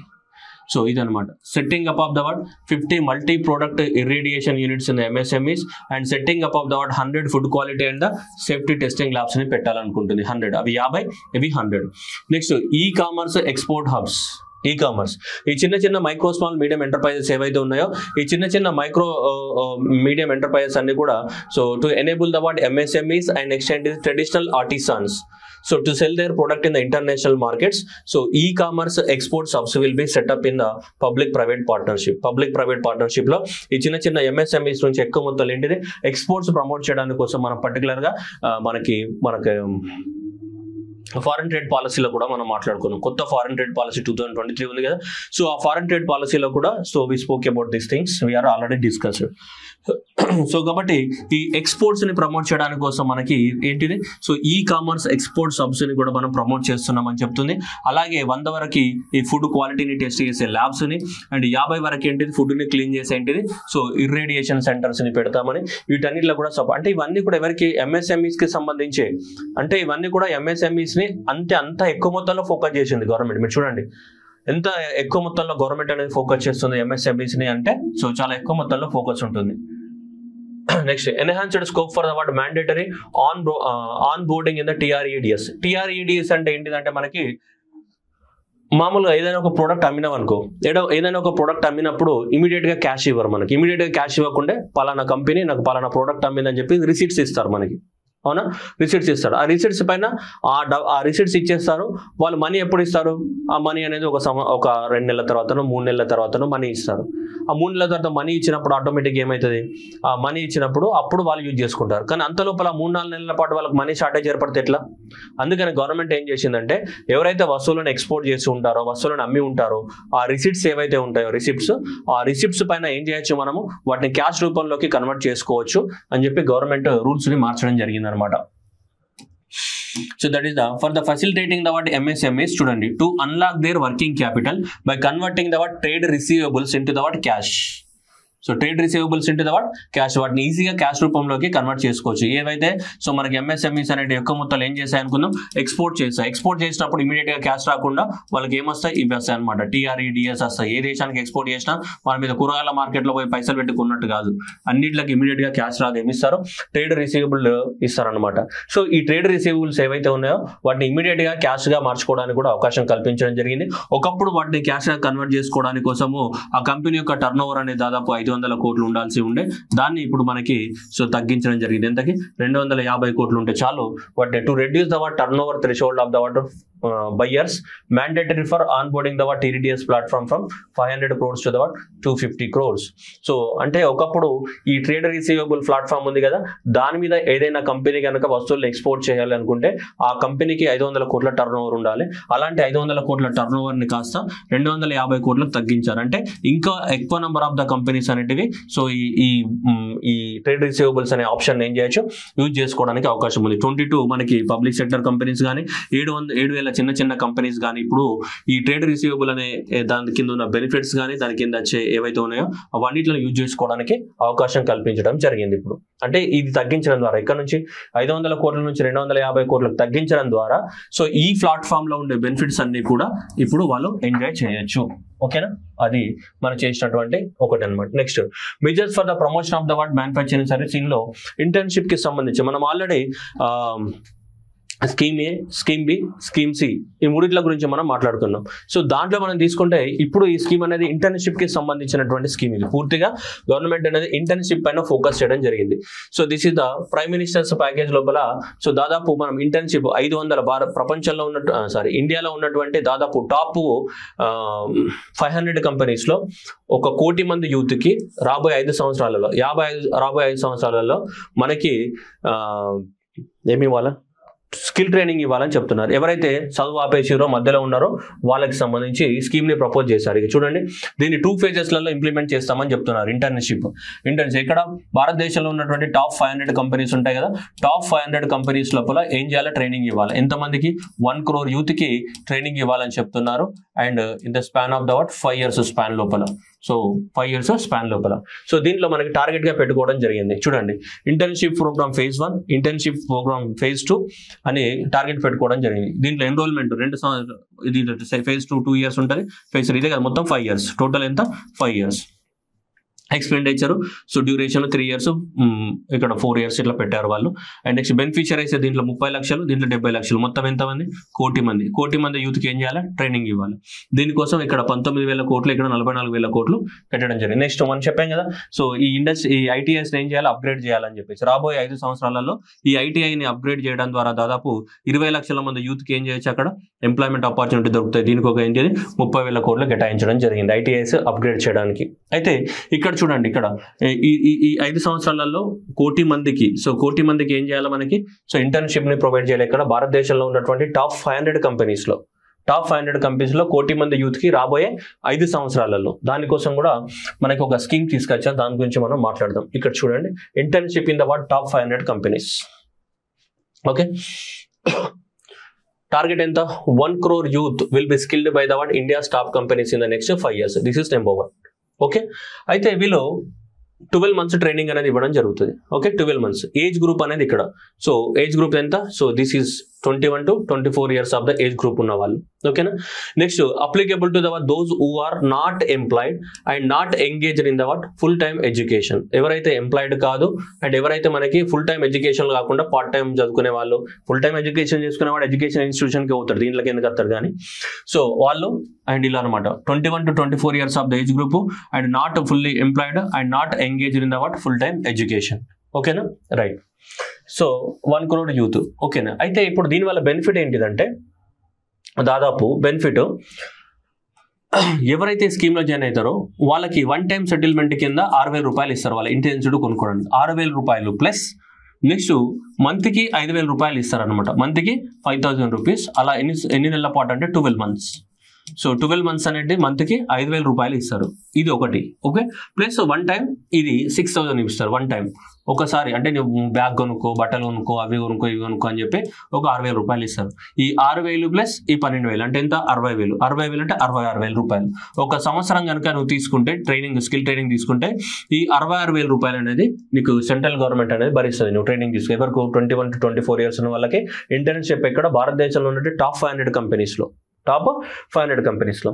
మరి ఆ కంపెనీస్ అనేటివి ఎందుకు ఇస్తాయి అనేది మనకి ఇంపార్టెంట్. చూడండి, the government that is 54,000 towards monthly allowance plus 6,000 for the, ఇది గవర్నమెంట్ భరిస్తుంది. ఇంకొక 6,000 రూపాయలు ఉన్నాయి కదా, ఇంకొక 6,000 రూపాయలు అనేది ఏ కంపెనీ అయితే ఇంటర్న్షిప్ ట్రైనింగ్ ఇస్తుందో ఆ కంపెనీ భరించాలి. ఆ కంపెనీ అనేది వాళ్ళ CSR funds, corporate social responsibility కింద వాళ్ళు దాన్ని డిడక్ట్ చేసుకోవడానికి అవకాశం ఉందన్నమాట. ప్రతి కంపెనీ వాళ్ళు సంపాదించిన సంపదనలో 2% దేనికోసం ఉపయోగించాలి? సొసైటీ కోసం ఉపయోగించాలి. 2% of the profits of the last 3 years. Last 3 years లో ఆ కంపెనీకి వచ్చిన ప్రాఫిట్స్ లో 2% కార్పొరేట్ సోషల్ రెస్పాన్సిబిలిటీ కింద స్పెండ్ చేయాలి. గవర్నమెంట్ ఏం చెప్తుంది? మేమే మొత్తం ఇస్తున్నాం, మీరు ఒక 6,000 రూపాయలు కార్పొరేట్ సోషల్ రెస్పాన్సిబిలిటీ కింద స్పెండ్ చేయడానికి చెప్తుంది. సో 54,000 రూపాయలు గవర్నమెంటే ఇస్తుంది, ప్లస్ 6,000 రూపాయలు ఎవరు ఇస్తారు మనకి? ఈ మన కంపెనీ అనేది స్పెండ్ చేస్తే చాలు. మొత్తం 60,000 అయినాయి. 60,000 ప్లస్ గవర్నమెంటే వన్ టైం మనకి అవి ఇస్తుంది అనమాట. ఇది అవి టోటల్గా మనకి 12 నెలల పాటు ఏమి ఇస్తారు మనకి? 12 months అనేది ఏమి ఇస్తారు మనకి? ట్రైనింగ్ అనేది ఇవ్వడం అనేది జరుగుతూ ఉంది మనకి. ఓకేనా, రైట్. ఇలా ట్రైనింగ్ అనేది ఇస్తూ ఉంటారు. ఓవరాల్గా 60,000 ఖర్చు పెడుతున్నట్టుంది మరి గవర్నమెంట్. అక్కడ చూస్తే 66,000 రాష్ట్రం, కానీ గవర్నమెంట్ అనేది ఇట్లా మరి 12 into 5 ఎంత? 60 కదా. సో 60,000 ప్లస్ ఇది వన్ టైం సెటిల్మెంట్ 66,000. కానీ గవర్నమెంట్ మొత్తం రౌండ్ ఫిగర్ చేసినట్టుంది టోటల్గా. ఓన్లకి ఎంతకి? సో 60,000కే రౌండ్ ఫిగర్ చేసినట్టుంది. ఓకే, క్లియరా? సో ఇది కార్పొరేట్ సోషల్ రెస్పాన్సిబిలిటీ కింద వాళ్ళు స్పెండ్ చేసుకోవచ్చు. అండ్ కంపెనీస్ పార్టిసిపేషన్ అనేది ఇక్కడ మ్యాండేటరీ కాదు, జస్ట్ వాలంటరీ. ఏదైనా కంపెనీ ఇష్టం ఉంటే దీంట్లో పార్టిసిపేట్ చేసి వాళ్ళ కంపెనీలలో ఈ బచ్చగాళ్ళందరికీ ఏం చేయొచ్చు? ట్రైనింగ్ ఇవ్వచ్చు. ట్రైనింగ్ ఇస్తే ఆ కంపెనీకి మంచి పేరు వస్తుంది. వాళ్ళు కూడా కార్పొరేట్ సోషల్ రెస్పాన్సిబిలిటీ కింద ఎంతో కొంత స్పెండ్ చేసుకొని వాళ్ళు గవర్నమెంట్ డిడక్ట్ చేసుకోవచ్చు. ట్యాక్స్ డిడక్షన్ మేము ఇంత స్పెండ్ చేసామని చెప్పేసి కంపెనీకి పేరు వస్తుంది, గవర్నమెంట్కి నేమ్ వస్తుంది, ఈ పిల్లలకు కూడా మంచిగా ఎక్స్పోజ్ అవుతారు. సో ఇలా ఈ స్కీమ్ కింద ఇలా దాదాపు ఎంత మనకి 5 సంవత్సరాల్లో 1 కోటి మందికి ఇంటర్న్షిప్ చేయాలని చెప్పేసి గవర్నమెంట్ అనేది టార్గెట్గా పెట్టుకోవడం అనేది జరిగింది. సో ఇండస్ట్రియల్ పార్క్స్ ని కూడా డెవలప్మెంట్ చేస్తా అని చెప్తుంది. So industrial pug and play అంటే రెడీగా ఉండేటువంటి ఇండస్ట్రియల్ పార్క్స్ దాదాపు 100 cities-లలో మనకి చిన్న చిన్న ఇండస్ట్రియల్ పార్క్స్ ని కూడా డెవలప్మెంట్ చేస్తా అని చెప్తుంది. అలాగే మనకి భారతదేశంలో 12 ఇండస్ట్రియల్ పార్క్స్ ని కూడా నిర్మిస్తాం. 12 industrial parks under the national industrial corridor development programme కింద సో శాంక్షన్ చేస్తారంటే, ఇంకా శాంక్షన్ చేయరు, will be sanction. So 12 industrial parks ని మనకి ఈ ప్రోగ్రామ్ కింద, ఈ ప్రోగ్రామ్ కింద national industrial corridor development programme అంటే ఏంటి? రోడ్డు మార్గాలు, రైల్వే మార్గాలు ఇస్తారు. ఈ రోడ్లకి, రైల్వే మార్గాలకి అటు ఇటు ఏముంటే మనకి ఇండస్ట్రీస్ పెడుతూ ఉంటాం. సో వాటిని ఏమంటాం? National industrial corridor development programmes అంటాం. ఇలా 12 ప్రాజెక్టులను డెవలప్మెంట్ చేస్తామని చెప్తుంది. అలాగే plug and play industrial parks అని చెప్తుంది. పగ్ అండ్ ప్లే అంటే ఏంటిది? రెడీగా ఉంటాయి అనమాట, అన్ని రెడీమేడ్ గా రెడీగా ఉంటాయి. జస్ట్ నువ్వు పోయి పెట్టుకుంటావు, నీకు నచ్చకపోతే అక్కడ తీసుకొని మేము ఏం చేస్తావు? వెళ్ళిపోవడానికి అవకాశం ఉంటుంది మనకి. ఓకే, ఇదన్నమాట ముచ్చట. Okay, next rental housing. So rental housing అనే ప్రోగ్రామ్ ని కూడా తీసుకురాబోతుంది. ఎందుకంటే అక్కడ rental housing with dormitory types of the accommodation for the industrial workers. Industrial workers కి అక్కడ పండుకోవడానికి, ఉండడానికి, వర్క్ చేసుకోవడానికి లార్జ్ టైప్ లో రెంటల్ హౌసింగ్ కూడా పబ్లిక్ ప్రైవేట్ పార్ట్నర్షిప్ లో తీసుకొస్తామని చెప్తుంది. అండ్ షిప్పింగ్ ఇండస్ట్రీ ఓనర్షిప్ గానీ, లీజింగ్ గానీ, flagging reforms will be implemented to improve the share of the Indian shipping industry and generate the more employment. Shipping industries మన దగ్గర అంత పెద్దగా డెవలప్మెంట్ కాదు, అంటే ఈ ఏమంటారు, ఈ నౌకలు షిప్స్ని తయారు చేయడము, వాటిని డిస్మాంటిల్ చేయడము, ఇవన్నీ ఉన్నాయి కదా, వాటికి సంబంధించి కూడా పర్టికులర్ ఒక పాలసీ తీసుకొస్తారంట. దీని ద్వారా కూడా ఏంటిది మనకి ఎంప్లాయ్మెంట్ జనరేషన్ అనేది జరుగుతూ ఉంటుంది. ఓకే, నెక్స్ట్ క్రిటికల్ మినరల్స్ అంటే చాలా రేరుగా ఉండే మినరల్స్ ఏమంటాం మనం, క్రిటికల్ మినరల్స్ అంటాం. అవి మనకు చాలా ఉపయోగం కాబట్టి ఇంకా క్రిటికల్ అనమాట. So that critical minerals mission will be set up for the domestic production and recycling of the critical minerals and overseas acquisition of the critical minerals. So ఈ క్రిటికల్ మినరల్స్ మనకి ఇప్పుడు లిథియం కానీ కొన్ని చాలా ఉంటాయి, మనకు దొరకవు అనమాట. దొరకని మినరల్స్ అనే క్రిటికల్ మినరల్స్ అంటాం. అలాంటి వాటి కోసం మనకి గవర్నమెంట్ ఏంటిది అంటే మనకి ఈ క్రిటికల్ మినరల్స్ మిషన్ సెటప్ చేస్తుందంట భారతదేశంలో. వాటిని డొమెస్టిక్ గా ప్రొడక్షన్ చేయడానికి కోసం కానీ, అండ్ ఏవైతే క్రిటికల్ మినరల్స్ ఉన్నాయో పాడైన ప్రొడక్ట్స్ చేంజ్ చేయడానికి, రీసైక్లింగ్ చేయడానికి కానీ, వేరే దేశాలలో ఎక్కడైనా క్రిటికల్ మినరల్స్ కనుక ఉంటే వాటిని మనం ఏం చేయడానికి, అక్వైర్ చేయడానికి కోసం. సో డొమెస్టిక్ ప్రొడక్షన్ కానీ, అండ్ నెక్స్ట్ ఏంటి రీసైక్లింగ్ కానీ, అండ్ ఓవర్సీస్ అక్విజిషన్ కోసం కానీ మనకి క్రిటికల్ మినరల్స్ ఏవైతే ఉన్నాయో వీటిని ప్రమోట్ చేస్తామని చెప్తుంది. Okay, next one offshore minerals. So that the government will launch the auction of the first tranche of the offshore blocks of the mining building by expo. Offshore minerals అంటే సముద్రంలో ఇక్కడ ఉంటాయి కదా. సో ఈ offshore తీర ప్రాంతాలలో so అక్కడ ఉన్నటువంటి మినరల్స్ ని కూడా మనకి టెండర్ అలొకేట్ చేస్తామని చెప్తుంది. Next digital infrastructure for the applications. So same అది మళ్ళీ డిజిటల్ ఇన్ఫ్రాస్ట్రక్చర్ అంటే ఏంటి, పబ్లిక్ ఇన్ఫ్రాస్ట్రక్చర్ అంటే పబ్లిక్ అందరూ వాడుకోవడానికి ఉన్నటువంటి ఇన్ఫ్రాస్ట్రక్చర్ ని డిజిటల్ ఇన్ఫ్రాస్ట్రక్చర్ అని చెప్తాం. సో ఈ కామర్స్ కానీ, ఎడ్యుకేషన్ కానీ, హెల్త్ కానీ, లా కానీ, జస్టిస్ కానీ, లాజిస్టిక్స్ కానీ, ఎంఎస్ఎంఈస్ కానీ, ఈ అన్నిట్లలో కూడా డిజిటల్ ఇన్ఫ్రాస్ట్రక్చర్ అనేది ఏం చేయాలి, అందరికీ అందుబాటులోకి తీసుకురావాలి. సో దానికోసం కూడా మనకి గవర్నమెంట్ అనేది సో ఎఫర్ట్స్ పెడతా అని చెప్తుంది. Next integrated technology so platform for the so IBC ecosystem. IBC ecosystem అంటే మనకి insolvency bankruptcy code. Insolvency bankruptcy code అంటే ఏంటిదంటే ఏదైనా ఒక కంపెనీ లాస్ట్లోకి వెళ్ళినప్పుడు ఈ ఇన్సాల్వెన్సీ బ్యాంక్రప్సీ కోడ్ 2016 ఉంటుంది. ఈ 2016 ప్రకారము వాళ్ళు కోర్టుకి వెళ్ళి సో ఆ కోర్టు ద్వారా ఆ కంపెనీని అమ్మాలనా లేదంటే ఆ కంపెనీని కంటిన్యూ చేయాలనా అనేది డిసైడ్ చేస్తారనమాట. దీని ద్వారా ఇన్సాల్వెన్సీ బ్యాంక్రప్సీ కోడ్ 2016 ద్వారా. సో దానికోసం ఈ ఇన్సాల్వెన్సీ బ్యాంక్రప్సీ కోడ్ సరిగ్గా పనిచేయట్లేదు. సో ఇన్సాల్వెన్సీ బ్యాంక్రప్సీ కోడ్ కోసం ఏంటి మనకి టెక్నాలజీ ఎక్కువ మొత్తంలో పెంచాలి, ఇంటిగ్రేటెడ్ టెక్నాలజీ వాడాలనుకుంటాం. ఎందుకంటే వాడు ఎంత లోన్ తీసుకున్నాడు, ఏ బ్యాంకు నుంచి తీసుకున్నాడు, 10 బ్యాంకుల నుంచి తీసుకుంటాడు, వాడు ఏ బ్యాంకులో ఎంత ఇంట్రెస్ట్ రేట్ ఉంది, ఎంత పెండింగ్ లో ఉంది, ఇవన్నీ కూడా వీళ్ళకి తెలియాలి. వీళ్ళకి తెలిస్తేనే ఆ కంపెనీని మూసేయాలన్నా ఆ కంపెనీస్ ఉంచాలని నిర్ణయం తీసుకుంటారు. అందువల్ల సో ఇన్సాల్వెన్సీ బ్యాంక్రప్సీ కోడ్ ఏదైతే ఉందో దీన్ని పూర్తిగా పటిష్టం చేయడానికి కోసం మనకి ఇంకా ఎక్కువ మొత్తంలో ఏంటి టెక్నాలజీ అనేది అవసరం అని చెప్పేసి అనుకుంటున్నారు. Next voluntary closure of the limited liabilities companies అని చెప్తున్నారు. Voluntary closure of the LLPs అంటే లిమిటెడ్ లయబిలిటీ పార్ట్నర్షిప్ కంపెనీస్ ఏవైతే ఉన్నాయో వాటిని వాలంటరీగా క్లోజ్ చేసుకోవడానికి అవకాశాన్ని కూడా కల్పించడం అనేది జరిగింది. దానికోసం అనేది దీన్ని ఎస్టాబ్లిష్మెంట్ చేస్తున్నామని చెప్తున్నారు. Centre for processing the so corporate exit అంటే ఏవైనా కార్పొరేట్ కంపెనీస్ ఉంటే ఏంటిది మనకి ఈజీగా ఏమవ్వాలి, ఎగ్జిట్ అవ్వాలి అంటే వాళ్ళు క్లోజ్ చేసుకోవడానికి ఛాన్సెస్ ని కల్పించాలి. దానికోసం space will be extended for the voluntary closure of the LLPs. Limited liable companies ఏవైతే ఉన్నాయో వాళ్ళు క్లోజ్ చేసుకోవాలనుకుంటే ఈ ఆన్లైన్ ద్వారా వాళ్ళు ఎందుకు కంపెనీ క్లోజ్ చేస్తున్నారు, ఏం చేస్తున్నారు అవన్నీ కూడా చెప్పాల్సి ఉంటుంది. దానికోసం ఒక సపరేట్ వెబ్సైట్ అన్నమాట ఇది. Okay, next national company law tribunals. So national company law tribunals కానీ, ఇన్సాల్వెన్సీ బ్యాంక్రప్సీ కోడ్ కానీ, అండ్ ఈ డెట్ రికవరీ ట్రిబ్యునల్స్ ఈ మూడు కూడా ఒకటే పని చేస్తాయి. ఏంటిదంటే బ్యాంకులు ఏవైతే లోన్స్ ఇచ్చినాయో బ్యాంక్స్ ఇచ్చిన లోన్స్ ని ఎలా రికవరీ చేయాలా. సో కాబట్టి ఈ మూడిట్లను స్ట్రెంథనింగ్ చేస్తామని చెప్తుంది. వీటిని ఇంతకుముందు చెప్పినట్టు ఇన్సాల్వెన్సీ బ్యాంక్రప్సీ కోడ్ కానీ, నెక్స్ట్ డెట్ రికవరీ ట్రిబ్యునల్స్ డిఆర్టీస్ కానీ, నెక్స్ట్ వచ్చేసి మనకి నేషనల్ కంపెనీ లా ట్రిబ్యునల్స్ కానీ. సో ఇవన్నీ కూడా సేమ్ పనిచేస్తూ ఉంటాయి అనమాట. అంటే so with public sector banks కానీ ఏవైతే లోన్స్ ఇచ్చాయో ఆ లోన్స్ ని ఇమీడియట్ గా వేరే కంపెనీస్ నుంచి ఏం చేయాలి, మనం ఎవరికైనా లోన్స్ ఇస్తే వాటిని ఏం చేయాలి, రికవరీ చేయాలి. ఆ రికవరీ చేసే పని ఇవి చేస్తాయి. ఏది ఇన్సాల్వెన్సీ బ్యాంక్రప్సీ కోడ్ కానీ, డెట్ రికవరీ ట్రిబ్యునల్స్ కానీ, అండ్ ఎన్సీఎల్టీ కానీ. అంటే ఈ ఇన్సాల్వెన్సీ బ్యాంక్రప్సీ కోడ్ కిందనే ఈ రెండు వస్తాయి. ఏవి డిఆర్టీ కానీ, ఎన్సీఎల్టీ కానీ, ఇవి దీని కిందనే పనిచేస్తాయి. దేని కింద, ఐబీసీ కింద పనిచేస్తూ ఉంటాయి. వాటిని పటిష్టం చేస్తామని చెప్తున్నారు. ఇక్కడ ఏం లేదు చెప్పడానికి కోసం, అదే చెప్పారు. Next priority five urban development. Priority five urban development. Okay, cities as a growth hubs, urban development focus చేస్తున్నారు. Cities as a growth hubs కానీ, and creative development of the cities, and next is transit oriented development కానీ, urban housing కానీ, water supply and sanitation కానీ, street markets కానీ, and the stamp duty కానీ ఏవైతే ఉన్నాయో so ఇవన్నిటిని కూడా వాళ్ళు చేస్తున్నారు. Cities as a growth hubs కానీ, creative development of the cities, transit oriented, urban housing, water supply, sanitation ఇవన్నీ ఉన్నాయి కదా వీటికి సంబంధించి. Okay, urban housing. Urban housing ఏదైతే ఉందో దీనికి సంబంధించి చూడండి, అర్బన్ హౌసింగ్. ఓకే, సో ప్రధానమంత్రి ఆవాస్ యోజన 2.0, ప్రధానమంత్రి ఆవాస్ యోజన అర్బన్ 2.0 కింద సో మనకి అర్బన్ ఏరియాస్ అంటే పూర్ మిడిల్ క్లాస్కి వెళ్ళిపోయేటట్టు మనకి దాదాపు 1 కోటి హౌజెస్ని, ఎంత 1 కోటి హౌజెస్ని మనకి కట్టుకోవడానికి గవర్నమెంట్ అనేది లోన్స్ ఇస్తుంది, డబ్బులు ఇవ్వదు, లోన్స్ ఇస్తుంది. అయితే లోన్స్ మీద మనకి లోన్ తీసుకుంటాం మనము. ఆ లోన్స్ తీసుకున్నప్పుడు సో దాదాపు అంటే ఈ 1 కోటి ఇల్లులు కట్టడానికి కోసం, ఈ 1 కోటి ఇల్లులు కట్టడానికి కోసం మనకి 10 లక్షల కోట్లు అవసరం అని చెప్పేసి గవర్నమెంట్ అంచనా వేస్తుంది. సో ఈ 10 లక్షల కోట్లల్లో సో బ్యాంకుల ద్వారా లోన్స్ ఇస్తాయి. సో బ్యాంకుల ద్వారా లోన్స్ ఇచ్చినప్పుడు మనం తీసుకుంటాం, ఎవరైతే ఇల్లు కట్టుకుంటారో వాళ్ళు లోన్ తీసుకుంటారు. లోన్ తీసుకున్నప్పుడు మనకి గవర్నమెంట్ ఏమి ఇస్తుంది, ఇంట్రెస్ట్ రేట్ ఏదైతే ఉందో సో ఆ ఇంట్రెస్ట్ రేట్ పైన మనకి ఏమి ఇస్తుంది, సో సబ్వెన్షన్ ఇస్తుంది, డిస్కౌంట్ ఇస్తుంది. ఓకేనా, సో ఇంట్రెస్ట్ రేట్ ఏదైతే ఉందో ఆ ఇంట్రెస్ట్ రేట్ పైన డిస్కౌంట్ ఇస్తుంది.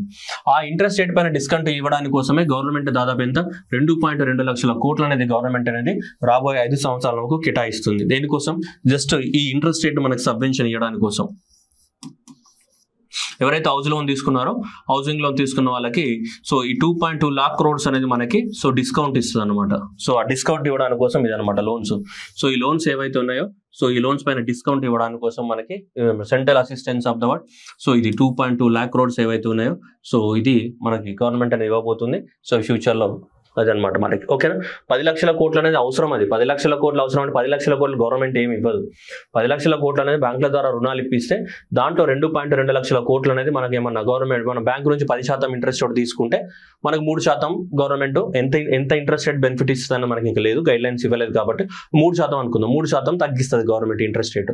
ఆ ఇంట్రెస్ట్ రేట్ నువ్వు కట్టే బదులు నీ తరపు నుంచి ఎవరు కడతారు, గవర్నమెంటే కడతారు. నీకు బ్యాంక్ ఎంతకి ఇచ్చింది 10%, నువ్వు ఎంత కట్టాలి 7%, 3% ఎవరు కడతారు, గవర్నమెంట్ కడతారు. అట్లా 3% కట్టడానికి ఎంతమందికి, 1 కోటి మందికి. అంత 1 కోటి మంది కట్టడానికి ఎంత కావాలంట 2.2 lakh crores per year కావాలి. సో 5 సంవత్సరాలకి సో దాన్నే ఇది అర్బన్ హౌసింగ్ కింద ప్రపోజ్ చేయడం జరిగింది. Next stamp duty. So urban డెవలప్మెంట్లో ఎవరైతే ఉమెన్ పేరు మీద ప్రాపర్టీ ఉంటే వాళ్ళకి మనకి సో స్టాంప్ డ్యూటీ అనేది తక్కువగా ఉంటుంది. అలాగే స్ట్రీట్ మార్కెట్స్ మనకి దాదాపు 100 స్ట్రీట్ మార్కెట్లను డెవలప్మెంట్ చేద్దామని చెప్తుంది. వీక్లీ హార్ట్స్ లేదంటే స్ట్రీట్ ఫుడ్స్ని డెవలప్మెంట్ చేయాలని చెప్తుంది 100 సిటీస్లలో. ఎంత 100 సిటీస్లలో స్ట్రీట్ ఫుడ్ కానీ లేదంటే స్ట్రీట్ మార్కెట్స్ని డెవలప్మెంట్ చేయాలని చెప్తుంది. అలాగే ట్రాన్సిట్ ఓరియంటెడ్ డెవలప్మెంట్ అంటే ట్రాన్స్పోర్టేషన్ బేస్డ్ పైన మనకు డెవలప్మెంట్ చేయాలా. సో రోడ్డు మార్గాలు, రైల్వే మార్గాల బేసిస్ పైన డెవలప్మెంట్ చేయాలా. సో అలా మనకి 14 సో లార్జ్ సిటీస్ని డెవలప్మెంట్ చేసి సో ఏవైతే 30 లక్షల పాపులేషన్ కన్నా ఎక్కువగా ఉన్నాయో 30 లక్షల ప్లస్ పాపులేషన్ ఏవైతే ఉన్నాయో అలాంటి ఒక 14 సిటీస్ని డెవలప్మెంట్ చేశారు. ఒక 14 సిటీస్ని సెలెక్ట్ చేశారు. ఈ 14 సిటీస్ని మనకి ఏంటిది ట్రాన్సిట్ ఓరియంటెడ్ డెవలప్మెంట్ చేస్తామని చెప్తున్నారు. ఎలా చేశారన్న మనకు క్లారిటీ లేదు, బట్ ప్రస్తుతానికి అయితే మనం చదువుకుందాం transit oriented development. Next water management. So promote the water supply and sewage treatment and solid treatment అనేవి కూడా దాదాపు 100 పెద్ద సిటీస్లలో ఈ వాటర్ మేనేజ్మెంట్ ఇన్ఫ్రాస్ట్రక్చర్ ని మనకి డెవలప్మెంట్ చేస్తామని చెప్తున్నారు. వాటర్ కి సంబంధించిన ఆల్ టైప్స్ అనమాట 100 సో సిటీస్ లోపల. ఇక్కడ కూడా 14 సిటీస్ లోపల ఏంటిది transit oriented 100 street markets. Women పేరు మీద కనుక ప్రాపర్టీకి ఉంటే మనకి దానిపైన స్టాంప్ డ్యూటీ ఎగ్జామ్షన్ ఇస్తామని చెప్తుంది. నెక్స్ట్ ప్రధానమంత్రి ఆవాస్ యోజన, ఇదే 1 crore houses. Next so enabling the policies for regulation transparent rental housing markets. So rental housing markets with the enhanced availability award will be also put in the budget. అంటే మన separate ఒక mobile app launch చేయబోతున్నారు ఎక్కడ మార్కెట్స్కి సంబంధించి. మార్కెట్లలో కూడా హౌసెస్ని ఎలా rent ఇవ్వాలి, ఏం చేయాలి దానికి సంబంధించి ఒక యాప్ తీసుకొస్తారంట మనకి. Next energy security. Pillar number 6 energy security. Energy సెక్యూరిటీకి సంబంధించి కనుక చేస్తే, సో దీంట్లో మనకి ఫస్ట్ ఆఫ్ ఆల్ చిన్న చిన్న న్యూక్లియర్ పవర్ ప్లాంట్స్ ని సెటప్ చేస్తామని చెప్తున్నారు. సో ఏ సెక్టార్లో? ప్రైవేట్ సెక్టార్లో. Initiative with our private sector ఇది స్మాల్ న్యూక్లియర్ పవర్ ప్లాంట్, పెద్ద పెద్ద భారీ న్యూక్లియర్ పవర్ ప్లాంట్ పెట్టడానికి చాలా. సో అలాంటి న్యూక్లియర్ పవర్ ప్లాంట్స్ పేరు ఏమని పెట్టారు? Setting up of the word Bharat small reactors and the research and development on the word Bharat small reactors with new technology and the new energy. So చిన్న చిన్న nuclear power plants మనం reactors ని తయారు చేయాల్సి ఉంది. పెద్ద పెద్ద రియాక్టర్స్ అంటే లక్షల కోట్ల అవసరం. అందుకని చెప్పేసి వీటి సపరేట్ ఒక పేరు పెట్టారు. ఏమని? భారత్ స్మాల్ రియాక్టర్స్ అని పేరు పెట్టారు. ఇలా భారత్ స్మాల్ రియాక్టర్స్ అని పేరు పెట్టి ఈ చిన్న చిన్న న్యూక్లియర్ రియాక్టర్స్ ని ఎవరి సహకారంతో? ప్రైవేట్ సెక్టర్ వాళ్ళ సహకారంతో మనము భారతదేశంలో ఈ చిన్న చిన్న వాటిని ఎంకరేజ్ చేయాలని చెప్పేసి మనకు దీంట్లో భాగంగా తీసుకోవడం జరిగింది. Next energy audit. అన్ని పెద్ద పెద్ద కంపెనీస్ అన్నిటి కూడా ఎక్కువ మొత్తంలో ఎనర్జీ ఏం చేయాలి? మనకి ఆడిట్ అనేది చేయాల్సి ఉంటుంది. సో మనకి ప్రస్తుతానికి that is a small industries అంటే supporting for the word shifting of the word micro and small industries to cleaner firm. ఈ మైక్రో అండ్ స్మాల్ ఇండస్ట్రీస్ ఏవైతే ఉన్నాయో వాళ్ళందరినీ కూడా ఇప్పుడు ఈ ఫాజిల్ ఫ్యూల్స్ ఎనర్జీ నుంచి, ఈ ఫాజిల్ ఎనర్జీస్ నుంచి మనకి రెన్యూబుల్ ఎనర్జీకి షిఫ్ట్ అవ్వడానికి హెల్ప్ చేస్తారు.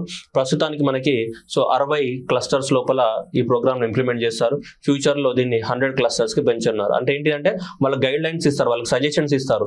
మీరు ఇది చేస్తే మీరు ఫాజిల్ ఫ్యూల్స్ నుంచి ఎక్కడికి రెన్యూబుల్ ఎనర్జీకి షిఫ్ట్ అవ్వండి అని చెప్పేసి వాళ్ళ కంపెనీస్ అన్నిటిని కూడా ఆడిట్ చేసి మీకు ఇవి అవసరం ఇవి అవసరం అని చెప్తారు అనమాట. మనకి ఫ్యూచర్ లో వాళ్ళు కూడా స్లోగా షిఫ్ట్ అయిపోతూ ఉంటారు మనకి. Next pumped storage system. Pumped storage system అంటే ఏంటిది? హైడ్రో ఎలక్ట్రిసిటీ మనం స్టోరేజ్ చేయడానికి కోసం for the electricity storage and facilitation. Okay, pumped storage systems అని కూడా డెవలప్మెంట్ చేస్తారు. అంటే ఎలక్ట్రిసిటీ స్టోరేజ్ సిస్టమ్స్ అనమాట, వాటిని డెవలప్మెంట్ చేస్తారని చెప్తున్నారు. అండ్ నెక్స్ట్ వచ్చేసి advanced ultra super critical thermal power plants, AUSA. అంటే ఇంకా అల్ట్రా సూపర్ క్రిటికల్, మామూలుగా సూపర్ క్రిటికల్ థర్మల్ పవర్ ప్లాంట్సే మనకి అడ్వాన్స్డ్ టెక్నాలజీ, ఇంకా దానికన్నా కూడా అడ్వాన్స్డ్ అల్ట్రా సూపర్ టెక్నాలజీని డెవలప్మెంట్ చేద్దాం అనుకుంటున్నారు.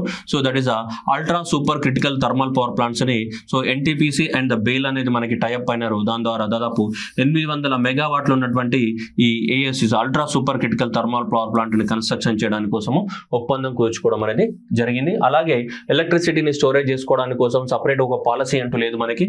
ఈ పంప్డ్ స్టోరేజ్ పాలసీని కూడా తీసుకొస్తామని చెప్పడం జరిగింది. అంటే ఈ ఎలక్ట్రిసిటీస్ ఏం చేయడానికి, స్టోరేజ్ చేయడానికి. మనకి ఇన్వర్టర్లలో ఎట్లయితే స్టోర్ చేస్తామో అట్లనే ఇప్పుడు మనకి ఎలక్ట్రిక్ వెహికల్స్ కానీ ఇవన్నీ వస్తున్నాయి కాబట్టి దాని ద్వారా మనకి స్టోర్ చేయడానికి కోసం. ఓకే, నెక్స్ట్ ప్రధానమంత్రి సూర్యోదయ యోజన. మీ అందరికీ తెలుసు, ప్రధానమంత్రి సూర్యఘర్ ముఫ్తీ బిజిలీ యోజన. మనం అనుకున్న ఒక లక్ష మందికి సోలార్ ప్యానెల్స్ గవర్నమెంట్ ఇవ్వాలని అనుకుంది. ఆల్రెడీ దాదాపు రీచ్ అయిపోయింది target. 1 crore of the house holds కి ఇచ్చేసింది. ఇప్పటి వరకు ఎంతవరకు 300 యూనిట్ల వరకు మనకి ఫ్రీగా ఎలక్ట్రిసిటీ అనేది రావడం జరుగుతుంది. అంటే ఈ ఇల్లు పైన ఇవి ప్యానెల్స్ పెట్టుకోవడం ద్వారా దాదాపు 300 యూనిట్ల వరకు ఏం చేసి మనకి ఫ్రీ ఎలక్ట్రిసిటీ. దాదాపు ఇప్పటి వరకు 1.28 crores ఆఫ్ ద పీపుల్ అనేది దీంట్లో రిజిస్ట్రేషన్ చేసుకోవడం జరిగింది. ఆల్రెడీ ఇంటీరియం బడ్జెట్ లో ప్రపోజ్ చేశారు, మీ అందరికి తెలిసి చదువుకున్నాం కూడా. ఇది ప్రధానమంత్రి సూర్య ముఫ్తీ ఘర్ యోజన. మనకి అయోధ్య రామ మందిర్ ఓపెనింగ్ అయింది కదా, ఆ రోజు కదా మనకు చెప్పింది, January 22. 2024 రోజు మనకి ప్రైమ్ మినిస్టర్ నరేంద్ర మోదీ గారు దీన్ని అనౌన్స్మెంట్ చేశారు. ఇది ప్రధానమంత్రి సూర్య ముఫ్తీ బిజిలీ యోజన అని చెప్పేసి. అంటే సోలార్ ప్యానెల్స్ కొనుక్కోవడానికి గవర్నమెంట్ ఏమిస్తుంది? సబ్సిడీస్ ఇవ్వడం జరుగుతుంది ఈ స్కీమ్ కింద. ఆ సబ్సిడీస్ ద్వారా సోలార్ ప్యానెల్ కొనుక్కొని ఇంటి పైన సోలార్ ప్యానెల్ పెట్టుకుంటే నీకు జనరేట్ అయ్యే కరెంట్ ద్వారా, నీకు జనరేట్ అయ్యే ఎలక్ట్రిసిటీ అనేది 300 యూనిట్లు ఏమైతే ఆదా అవుతుంది. ఎందుకంటే నువ్వు కొనుక్కోవాల్సిన అవసరం లేదు కదా, ఆటోమేటిక్గా సోలార్ నుంచి వస్తుంది కాబట్టి 300 యూనిట్స్ వరకు నీకు ఇవ్వదు. అలా ఇప్పటివరకు ఎంత 1.28 crores పీపుల్ అనే వాళ్ళు అప్లై చేసుకోవడం జరిగింది. మన టార్గెట్ ఎంత 1 crore, కానీ టార్గెట్ ఎక్సీడ్ అయ్యి అప్లై చేసుకున్నారు ఈ స్కీమ్కి. To support their traditional and micro small industries. That is ఇది 60 క్లస్టర్స్ అని మనం ఇంతకు ముందు చెప్పినట్టు ఏంటిది మనకి వాళ్ళని ఫాజిల్ ఫ్యూల్స్ నుంచి నాన్ ఫాజిల్ ఫ్యూల్స్ కి కన్వర్ట్ చేయడానికి ఫ్యూచర్ లో 100 క్లస్టర్స్ ని మనకి వాళ్ళకి ట్రైనింగ్ ఇస్తారన్నమాట. ఎట్లా షిఫ్ట్ చేసుకోవాలి, provided the what shifting them to the what cleaner forms of the what energy implementation of the what energy efficiency measures. Future లో వాళ్ళు స్లోగా చిన్న ఇండస్ట్రీస్ కాబట్టి వాళ్ళకి టైం పడుతుంది. Next, roadmap for the what hard to abate industries. So from the energy to the what efficiency targets and emission targets formulated. మనకు already ఇండియాలో ఇప్పటికీ ప్యాట్ అనే స్కీమ్ ఉంది, perform and the achieve and the trade అనేది. అంటే ఇది ప్యూర్గా ఏంటిదంటే గ్రీన్ హౌస్ గ్యాసెస్ ని బాగా తగ్గించాలన్నమాట. గ్రీన్ హౌస్ గ్యాసెస్ ని తగ్గించే స్కీము మనకి అండ్ వేస్ట్ ని తగ్గించాలి. ఇవన్నీ కూడా ఎన్విరాన్మెంట్ సేఫ్ గా ఉండాలన్నమాట. ఎన్విరాన్మెంట్ గా సేఫ్ గా ఉండడానికి కోసమే ఈ స్కీమ్ అనేది ఉంది. ఇది పర్ఫార్మెన్స్ అచీవ్ ట్రేడ్. దాన్ని ఇప్పుడు మనకి ఇండియన్ కార్బన్ మార్కెట్ మోడ్ లోకి మార్చాలని అనుకుంటుంది. ఇండియన్ కార్బన్ మార్కెట్స్ స్కీమ్ లోకి మార్చాలని టార్గెట్. ఇండియన్ కార్బన్ మార్కెట్ అంటే ఏంటిది అనేది అది ఇప్పుడు మనం చెప్పడానికి అవకాశం లేదు. That is a big topic. Okay, but government అనేది సో ఓవరాల్ గా దీని యొక్క సారాంశం ఏంటిదంటే ఎన్విరాన్మెంట్ని ప్రొటెక్ట్ చేయాలి, గ్రీన్ హౌస్ గ్యాసెస్ని ఏం చేయాలి, తగ్గించాలి. దానికోసం కూడా గవర్నమెంట్ ట్రై చేస్తుందంటే దానికోసం ఇండియన్ కార్బన్ మార్కెట్స్ అనేది ఏదైతే ఉందో ఇండియన్ కార్బన్ మార్కెట్స్ని ఒకదాన్ని లాంచ్ చేయబోతుంది. అంటే వేరే దేశాలలో ఉంది, మన దగ్గర ఇండియాలో ఇంకా సరిగ్గా డెవలప్మెంట్ జరగలేదు. సో గవర్నమెంట్ ఆఫ్ ఇండియా కూడా ఇండియన్ కార్బన్ మార్కెట్ స్కీమ్ని అనౌన్స్మెంట్ చేసింది, కానీ ఇంకా క్లారిటీ లేదు స్కీమ్లలో. దాన్ని కూడా ఫ్యూచర్లో ఇంకా ఎక్కువ ఎక్స్పాండ్ చేస్తామని చెప్తుంది. Okay, next one infrastructure. Next pillar వచ్చేస్తే మనకి ఏంటి ఇన్ఫ్రాస్ట్రక్చర్ డెవలప్మెంట్ కోసం క్యాపిటల్ బడ్జెట్ అనేది ఎంత కేటాయించారు మనం అనుకున్నాం కదా, 111 crores కేటాయించారు ఆల్రెడీ. దీంట్లో మనకి ఇన్ఫ్రాస్ట్రక్చర్ డెవలప్మెంట్ కోసం రాష్ట్రాలకి 1.5 lakh crores అనేది రాష్ట్రాలకి మనకి ఇంట్రెస్ట్ ఫ్రీ లోన్స్ కింద కేటాయించడం జరిగింది. 50 సంవత్సరాల పాటు ఉంటుంది అనమాట. 50 సంవత్సరాల పాటు లోన్ పీరియడ్ ఎంత ఉంటుంది, 50 సంవత్సరాల పాటు ఉంటుంది. సో ఇందులోనే ఈ 111 lakh crores ఉన్నాయి కదా, ఈ 111 lakh crores లోనే మనకి 1.5 lakh crores అనేది రాష్ట్ర ప్రభుత్వాలకి లోన్స్ ఇస్తాయన్నమాట. ఎవరైనా ఏ రాష్ట్ర ప్రభుత్వం అయినా తీసుకోవచ్చు. Interest free loans for the time period of the 50 years time period తోటి ఇంట్రెస్ట్ ఫ్రీ లోన్స్ ఇస్తాయి. ఎవరికి? రాష్ట్ర ప్రభుత్వాలు. దేనికోసం? ఊరికే దానికి దీనికి వాడడానికి కాదు, ఓన్లీ దేనికోసం మనకి ఇన్ఫ్రాస్ట్రక్చర్ కానీ ఇట్లాంటివి ఉంటాయి కదా, వాటిని డెవలప్మెంట్ చేసుకోవడానికి కోసమే. సో ఈ దీంట్లో ఈ 111 lakh crore లో 1.5 ఇంట్రీమ్ బడ్జెట్ లో కూడా ఇచ్చారు, మళ్ళీ సేమ్ అదే చెప్పడం జరిగింది.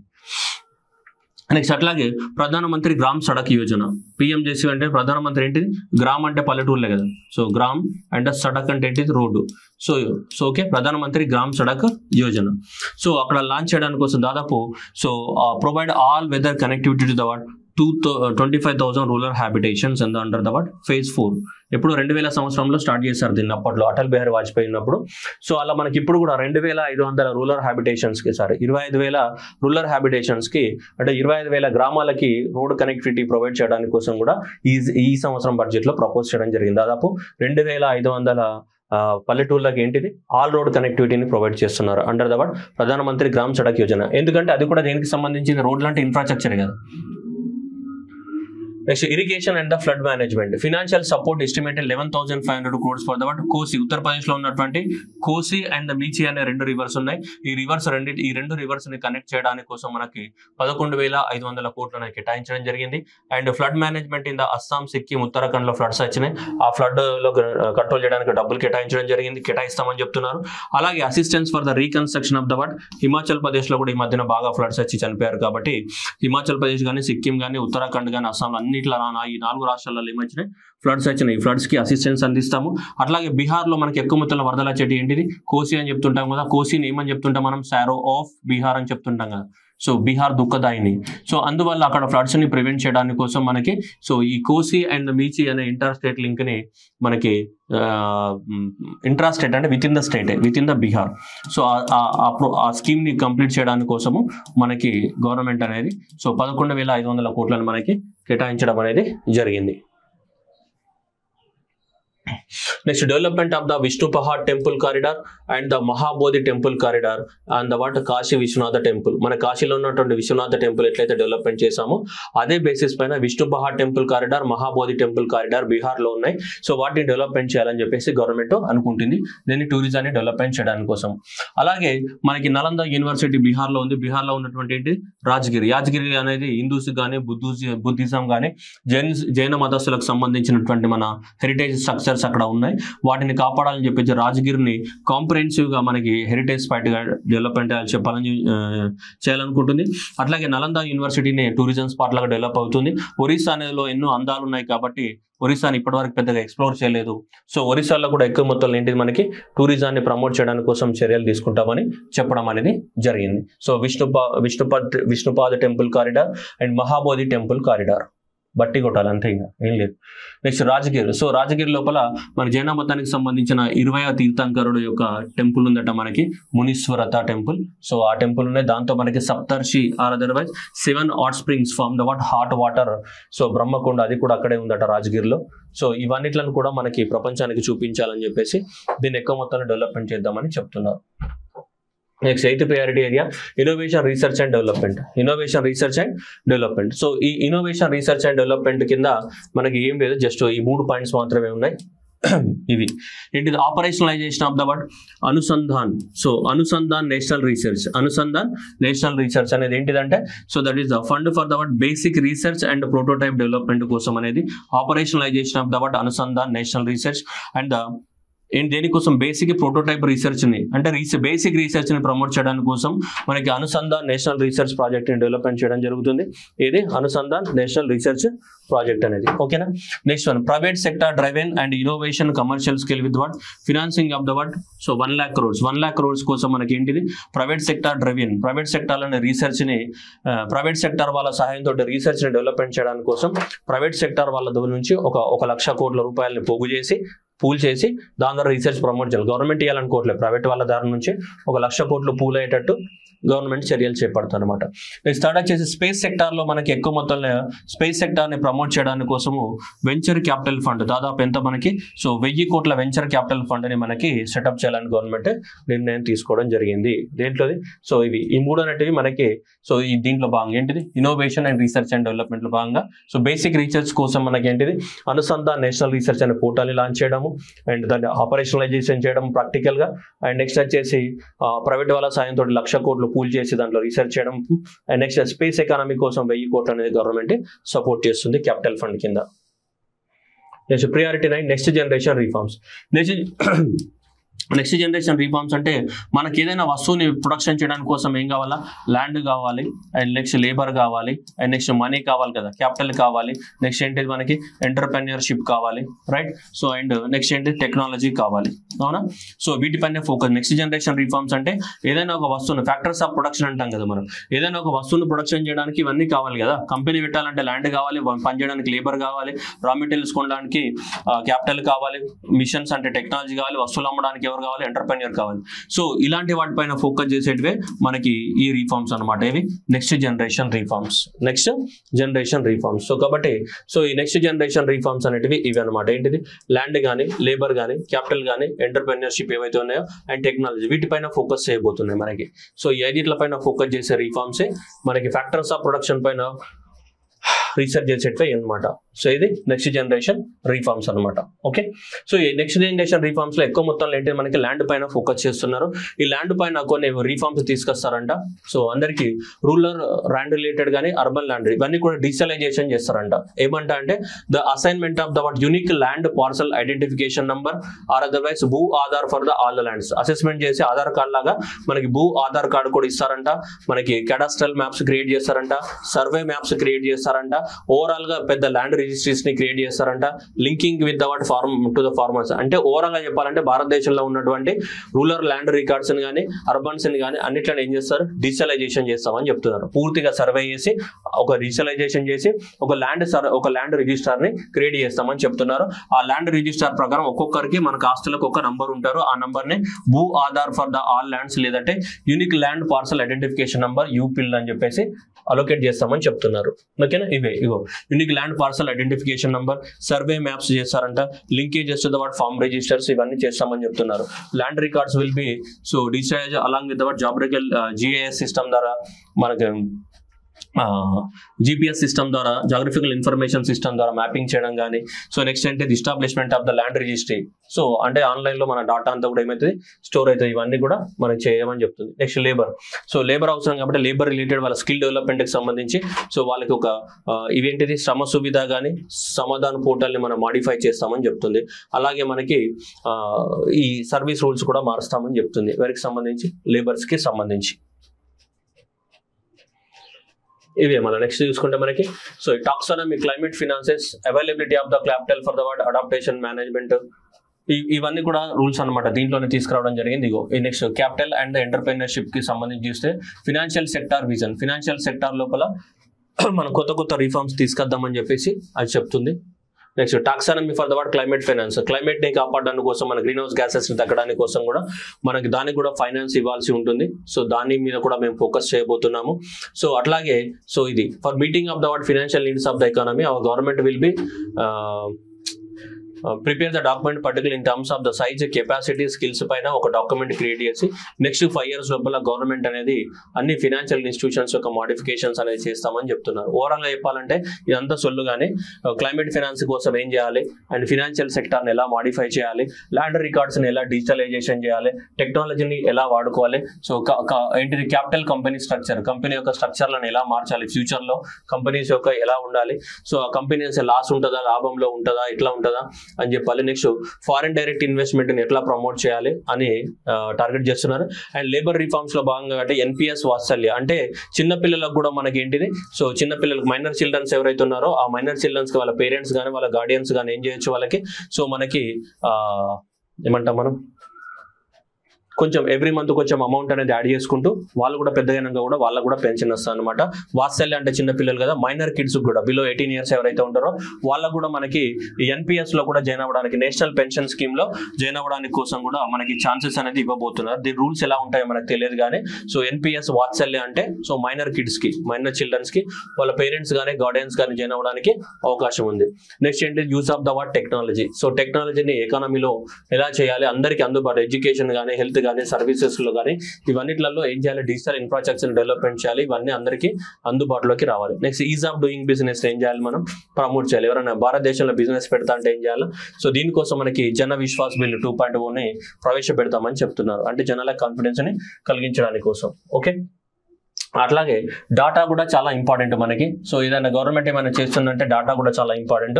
గవర్నమెంట్ అనేది నెక్స్ట్ జనరేషన్ రిఫార్మ్స్ లో భాగంగా ఎకనామిక్స్ డాటా పైన కూడా ఫోకస్ చేయడం అనేది జరుగుతుంది. అండ్ న్యూ పెన్షన్ స్కీమ్ ని కూడా అనౌన్స్మెంట్ చేయడం జరుగుతుంది. ఒక కమిటీని అపాయింట్ చేసి ఆ కమిటీ ఇచ్చిన తర్వాత ఆ కమిటీ రిపోర్ట్స్ ప్రకారంగా కొత్త న్యూ పెన్షన్ స్కీమ్ ని కూడా అనౌన్స్మెంట్ చేస్తామని చెప్తుంది.